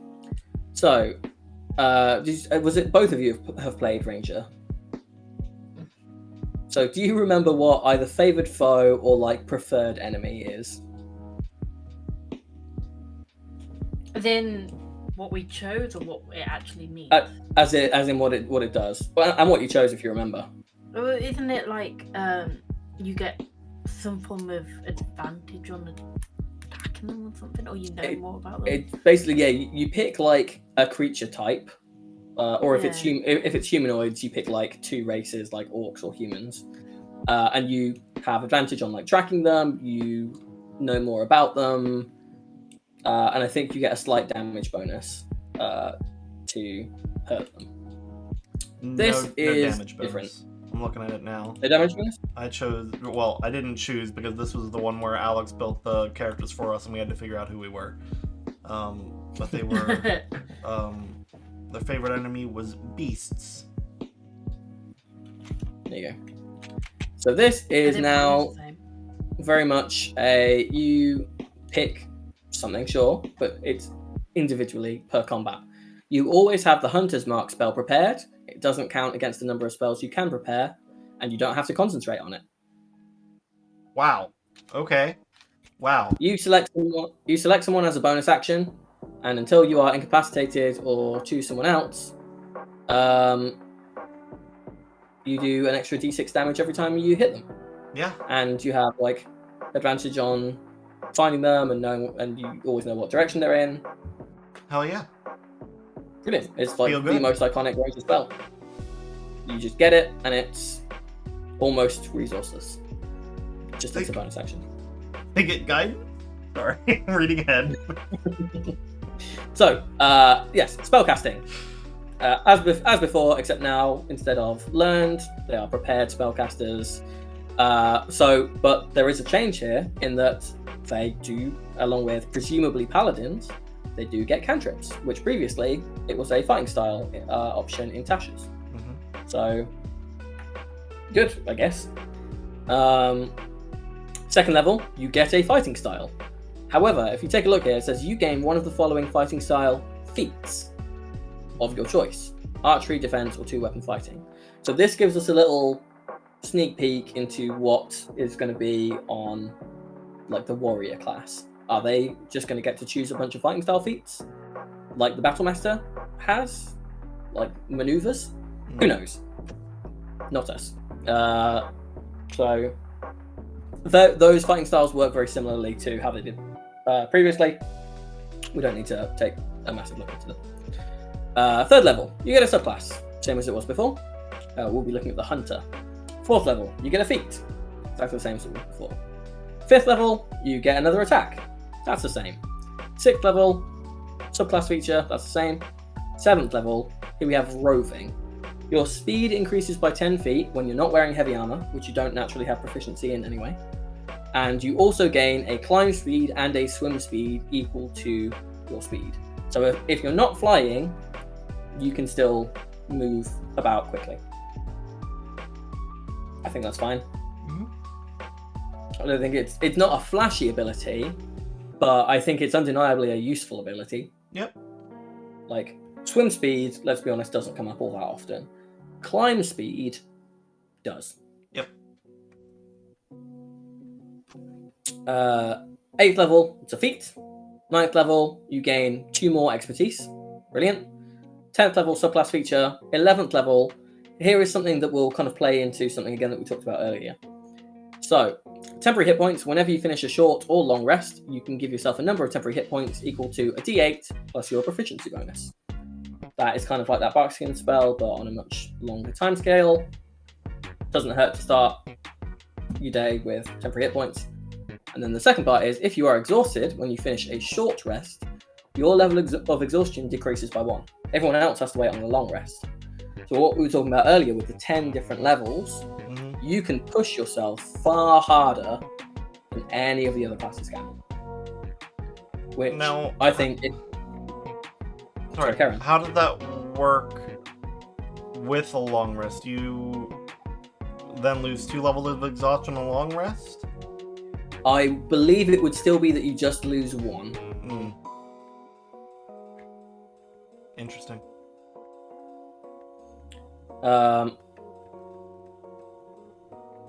But, I mean, that could well change. I think that would be a fine change to make. Because then what if the ranger was just like, instead of a long rest, I'm gonna take 4 short rests in this time?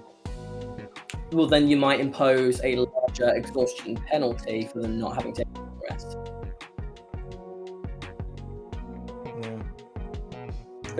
And that might increase. So if everyone else is taking a long rest and you're like, I'll do all the watches, I'll stay up for like a week in a row, I would increase that penalty more each night so that eventually they just are not able to recover it straight away.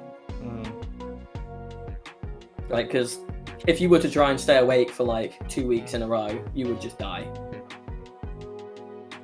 Yeah. So it would be the same thing here.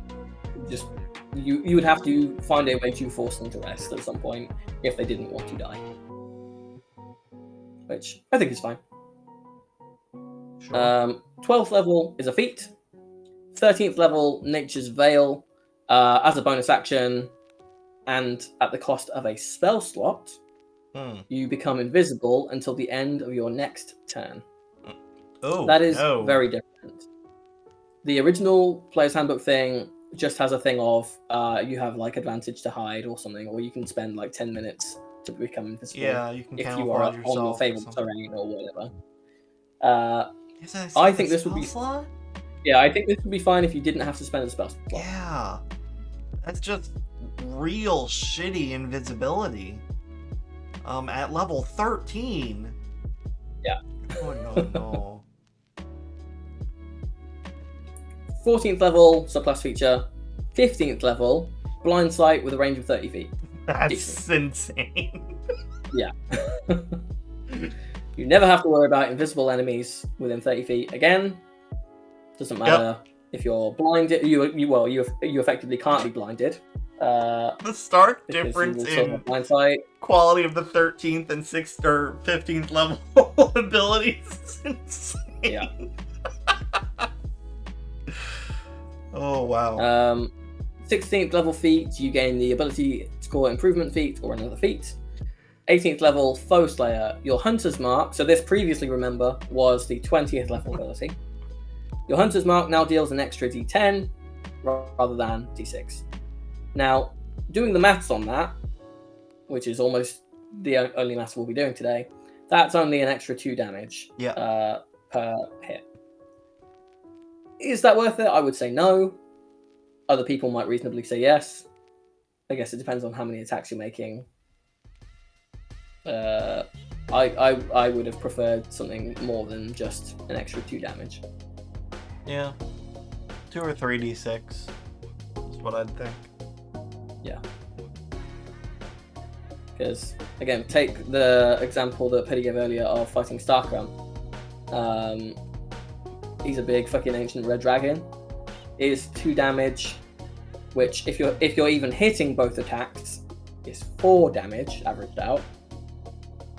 No. Does that make a difference? No. And then 20th level, you get Epic Boom. So, as you both played Ranger, what are your thoughts on that? I think it's overall better for the Ranger.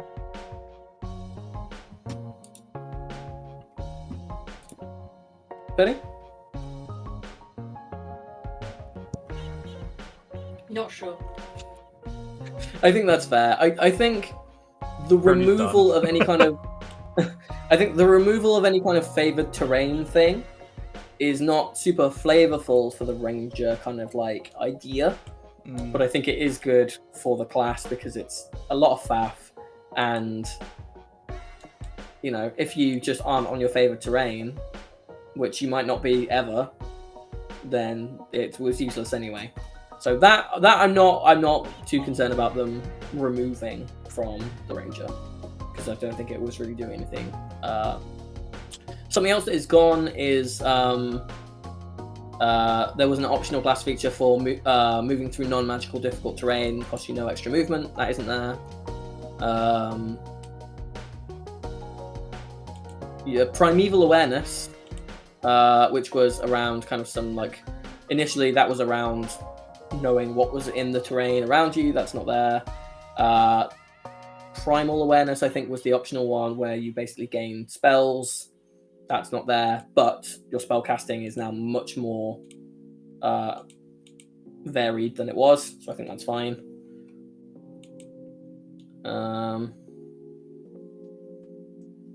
Yeah, I don't think that there's very much that they've taken away. I think they have gained much more. Yeah. Than they've lost. Absolutely. Well, I only want them to relook at that 13th level thing. That's real dumb. Yeah. Everything else is just like a flat upgrade. Let's talk Hunter. Do you know which subclasses you guys played before as Rangers? I think mine was a hunter. Don't know. What did you say, Penny? I think mine was hunter. Hunter? Okay. Mine was a hunter as well. Okay, cool. So, as you guys may well remember, the Hunter subclass was one where at various levels, you got a lot of choice. So you chose between 2 or 3 different abilities at the various levels. So you could kind of make it the way that you wanted. That's fucking gone. Yeah. Sorry. That is not there anymore. Yep. They have made like with other subclasses, they have kind of made the choice for you. So it's not maybe all that different, but I think they've taken a lot away from this. So 3rd level, when you hit a creature with a weapon or an unarmed strike, you deal an extra d8 damage if they're missing any hit points once a turn. So that was one of the options that you could have chosen. It's now built in. They've made the choice for you. I think that's the one I had anyway. I think it was the best out of those options. Oh no, I had Horde Breaker instead. So that was one, I believe, where for me as well, I think. you could attack the one next to someone as well, do a bit of damage to them, right? Mm-hmm. Yeah. Yeah. So that is gone. Sorry if you liked it. I like it. Yeah. So this isn't a bad feature, but I don't think people are too happy about not having the choice between the features. 6th level. While a creature is marked by your hunter's mark, you know whether they have any immunities, resistances, or vulnerabilities. If they have any, you know what they are. That's helpful. That's very helpful. Yeah. That I think is fine. Let's be honest, vulnerability does not come up very often in the game as it stands at the moment. Yeah. It might come up more with whenever they release the playtest. It should show up more. It's a fun mechanic when it's there. Yeah. To try to figure out what something's weak against. It's a good one. but knowing something's resistances and immunities can be super helpful. Especially when it comes to new players who can't metagame it because they don't know it. So, for example, I know, having played Descent into Avernus, that devils are immune to fire. Yep. As a new player, they might not know that, but it gives me a reason to know it as an experienced player if I, doing this, which I think is good. 10th level, multi-attack. You now always have the Conjure Barrage spell prepared. It doesn't count against the number that you can know. You can also, this is a new thing, you can downcast it. So rather than the thing of, if you cast this with a higher spell slot, this is if you cast it with a lower spell slot, the damage is reduced. I guess in this case, it's one of the few that it would be helpful to downcast the spell, since it's just like an area of effect thing rather than a single target, right? Yeah. So. Yes. However, here is the difference. So this previously was an option between two things: a melee multi-attack or a ranged multi-attack, where you basically picked an area and you made an attack against all the people in that area. This is instead casting a spell. So if you are not a spell-casting focused ranger, your to hit and everything is not going to be as good. I was only at 8th level, so I never saw this. Yeah. So I don't particularly like this. Let me find the exact one. Hunter. Multi-attack at 11th level. So volley, you use your action to make a ranged attack against any number of creatures within 10 feet of a point you can see within your weapon's range. And you're making a separate attack roll for each of them. But there's the key difference. It's an attack roll. Conjure, volley, or whatever it is a saving throw, I think. Yeah. Or whirlwind attack. You can use your action to make a melee attack against any number of creatures within 5 feet of you with a separate attack roll for each. Yeah. Which is much better. Yeah. Why they take this away? And then the last one is when you are hit by an attack roll, you can use your reaction to halve the attack's damage against yourself, and you can redirect the other half of the damage to one creature that isn't you or the attacker within 5 feet of yourself. Now that, while it takes a reaction, is not limited in the number of times you can do it. Okay. So that, I think, has its use. Yeah, I don't know if it's a 14th level use, but it's good. Yeah, I think as long as you are aware of your kind of positioning with it, I think that that's fine.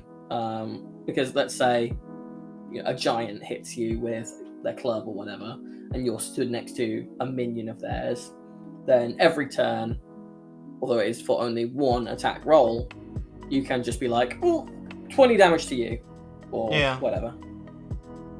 But also at the same time, the rogue can avoid damage like that with Uncanny Dodge at level 5.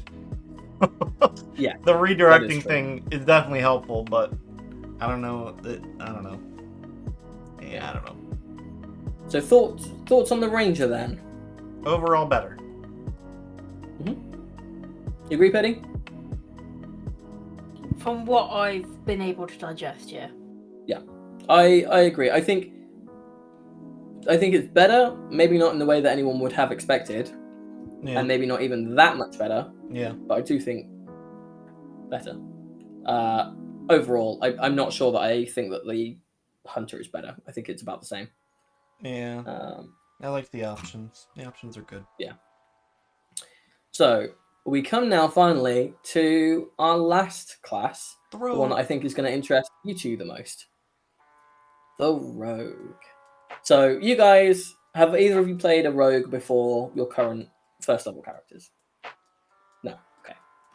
So this is still Dex is your main ability score. Yes. You still get sneak attack. Yes. Woohoo. Well, we'll come to sneak attack.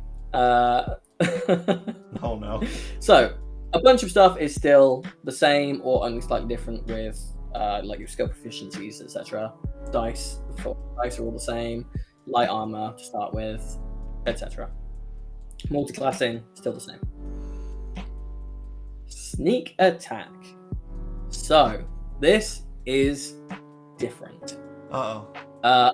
I'm not going to read through the whole thing because it's like 3 paragraphs. It essentially works exactly the same way as it always used to, with one big difference. Currently, if you sneak attack on a reaction, so someone moves away and you get an opportunity attack on them, you use your reaction, and you meet all the criteria, you can sneak attack on them. With this proposed change, you do not get sneak attack.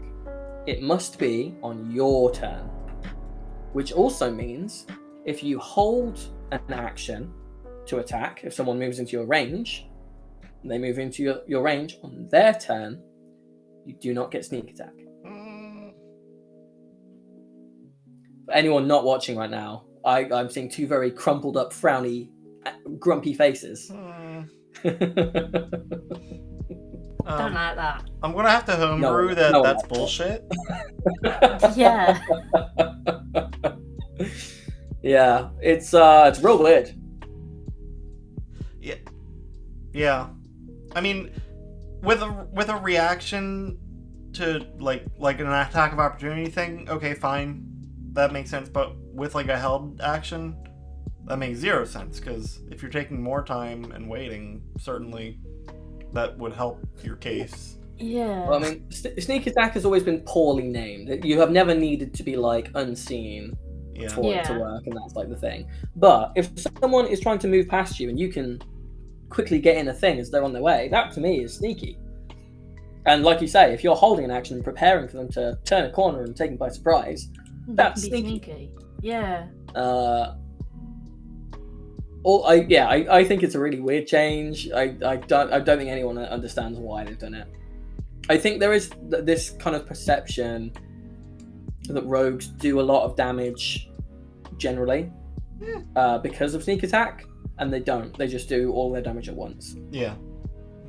So it seems like they get a big number when they get sneak attack, but first of all, they have to get sneak attack, which doesn't always happen.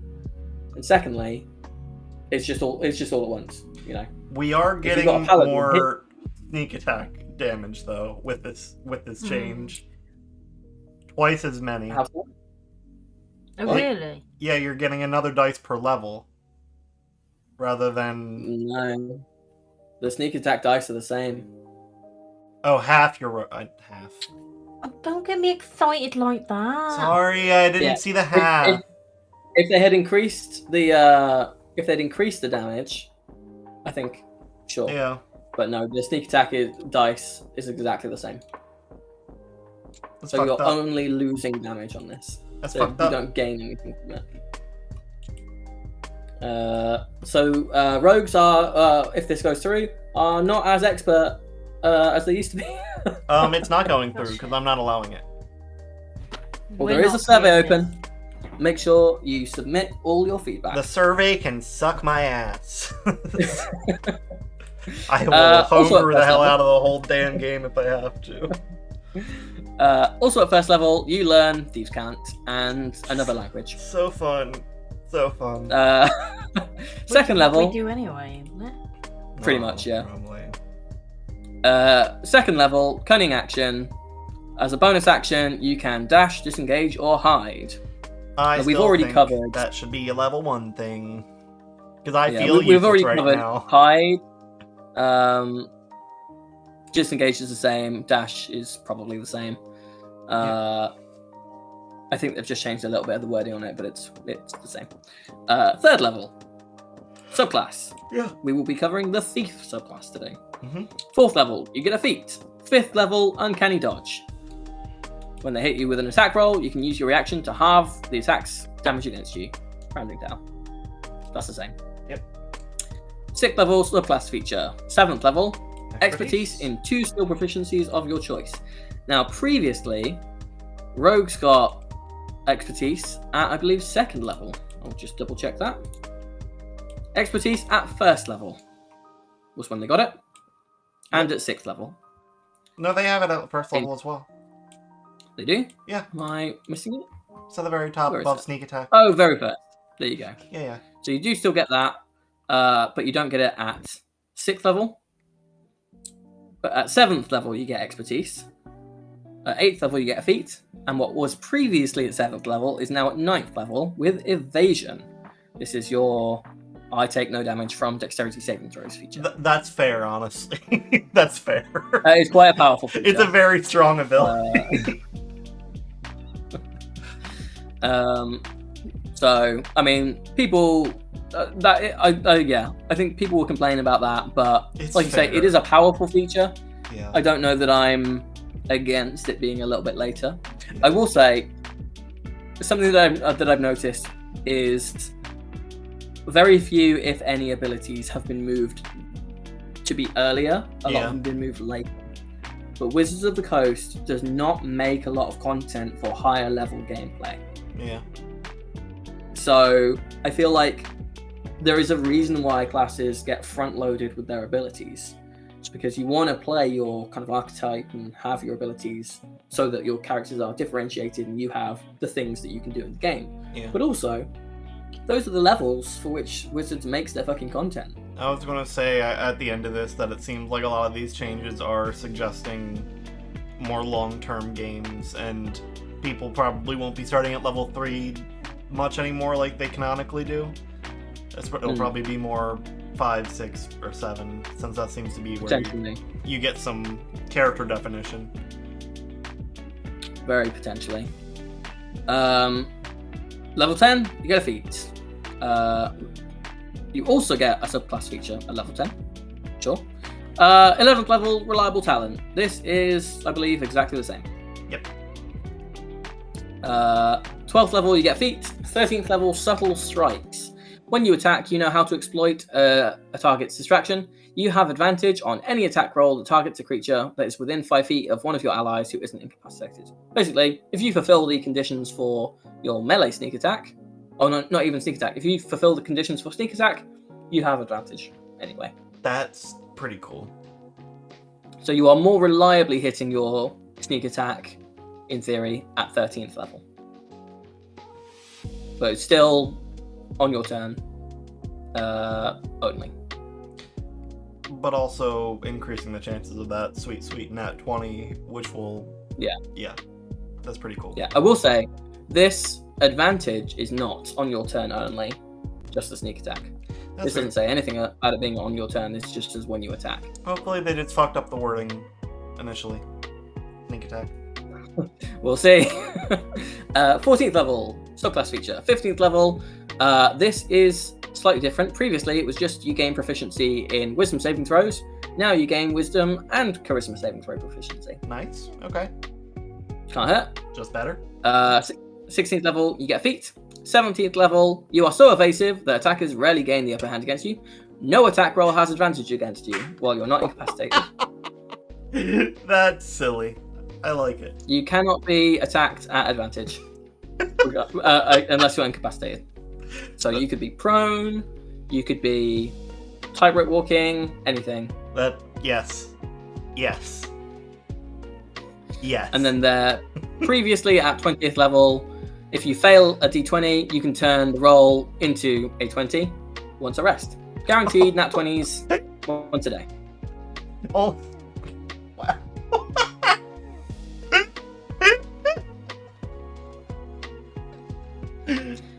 That's now, silly. what you got to remember That's very is, silly. thankfully, they changed the crit rules back to how they were. Because if it had been with the crit rules of the first playtest, that would have only doubled your weapon damage dice and not your sneak attack.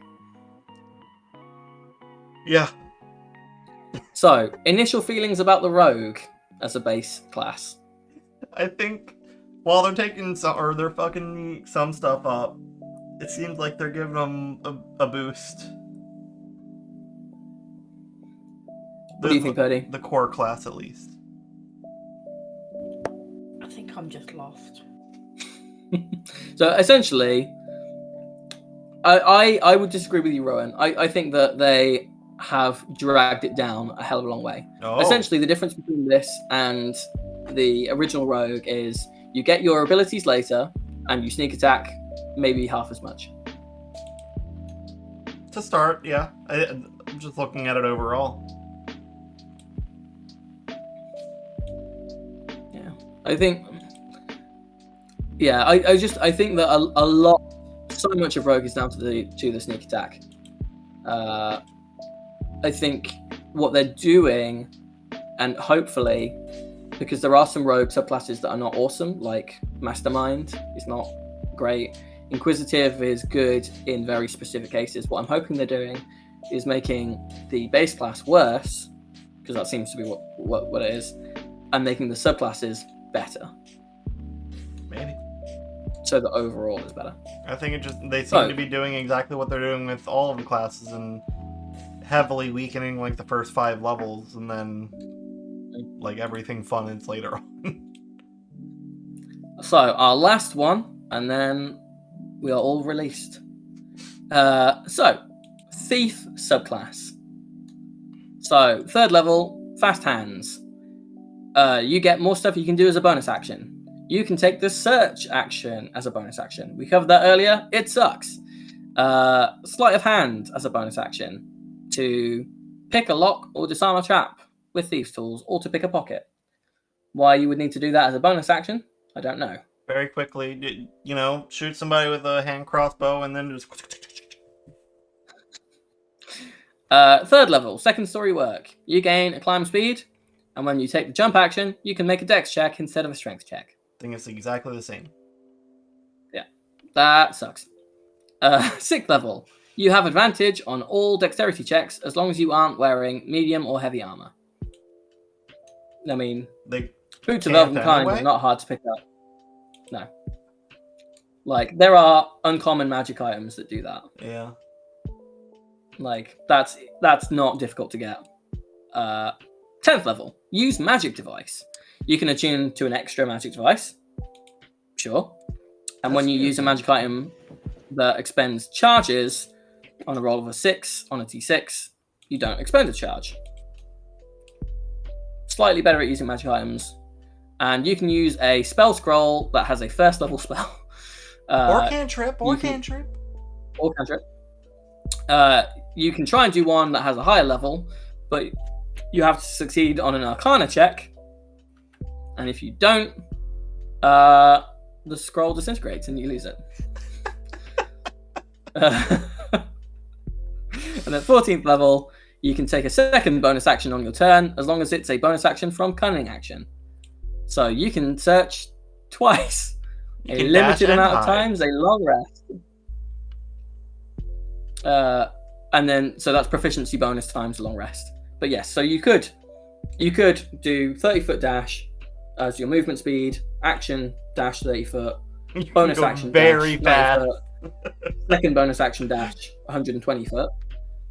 Or you can move 30 foot, search, study, and search. Or I think Thief. You could hide at the start of your turn with a bonus action, attack, revealing yourself if you hit, and then hiding again. Yeah, with your 15 DC. Yep, with your 15 DC I think as a rogue. This version of Thief sucks. I'm not even gonna bother going into what the original one was, because it was so much better. It'll make me sad. It wasn't that much better. The original Thief isn't that great either. No, it's not. But even so, this is not good. Yeah. I don't like what they've done with Rogue. As 2 level 1 Rogue players, who, let's pretend you haven't already chosen what subclasses you're going to take when we get to 3rd level. Huh? What? Is this a subclass you would want to play? No. No. There we go. There's your feedback, wizards. No one wants to play this version of the Thief. I haven't even picked my... I mean, I've picked mine, and it's homebrew, and Purdy's, I've made, like, the first half of the subclass features for a homebrew for Purdy, if she chooses to use it. Homebrew? I thought you were setting up playing a Soul Knife. Yeah.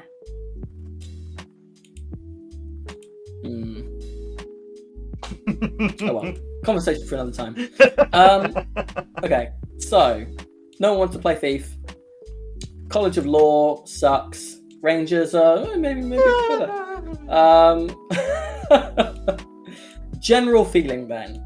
This playtest, obviously, playtest content. almost none of this is official. Very few bits of it have already been implemented in the last few publications. How do we feel in terms of moving forwards? Are you looking forward to the next bit of playtest material? Do you think all of it sounds terrible? Do you think all of it sounds great? Do you think they're going in the right idea, the wrong direction? What do you think? 90% of it sounds shit. Yeah, overall quite stinky. Yeah, I'm glad that we are all agreed on that. I think it's great that they are releasing this so early, so that we get to give feedback, and I encourage anyone who takes a look at the content to give their feedback. It's the only feedback that they're going to look at. If you put it on Reddit or Twitter, they aren't going to take that into consideration. Only the survey matters. So I like that we get the chance to see it and have a say. Hopefully they actually listen to it. Yeah. If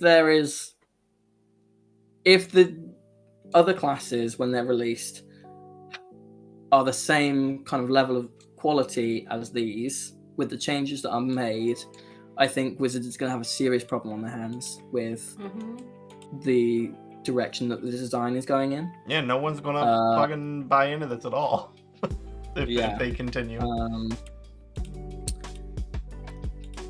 So yeah, I don't know. It remains to be seen, and we have kind of speculated on a lot of stuff today, as is I think natural when discussing this kind of thing. Where it goes from here, only Wizards can tell us. Hey Wizards, how about you make the first few levels more interesting, please? Thank you. Yes, everyone already hates playing at level 1. Yeah. Don't then make them wait longer for their cool stuff. And if something already has options, don't take them away. Provide more options, also, not less. Also, please make the group with Warlock in it the next group, because I really want to see what you're doing with that. They're going to do that I'm more invested in the Warlock stuff than I am in the other classes. Why would you be? You're not playing a Warlock right now. No, but I've played a shitload of Warlock multi-classes. Fair. Fun.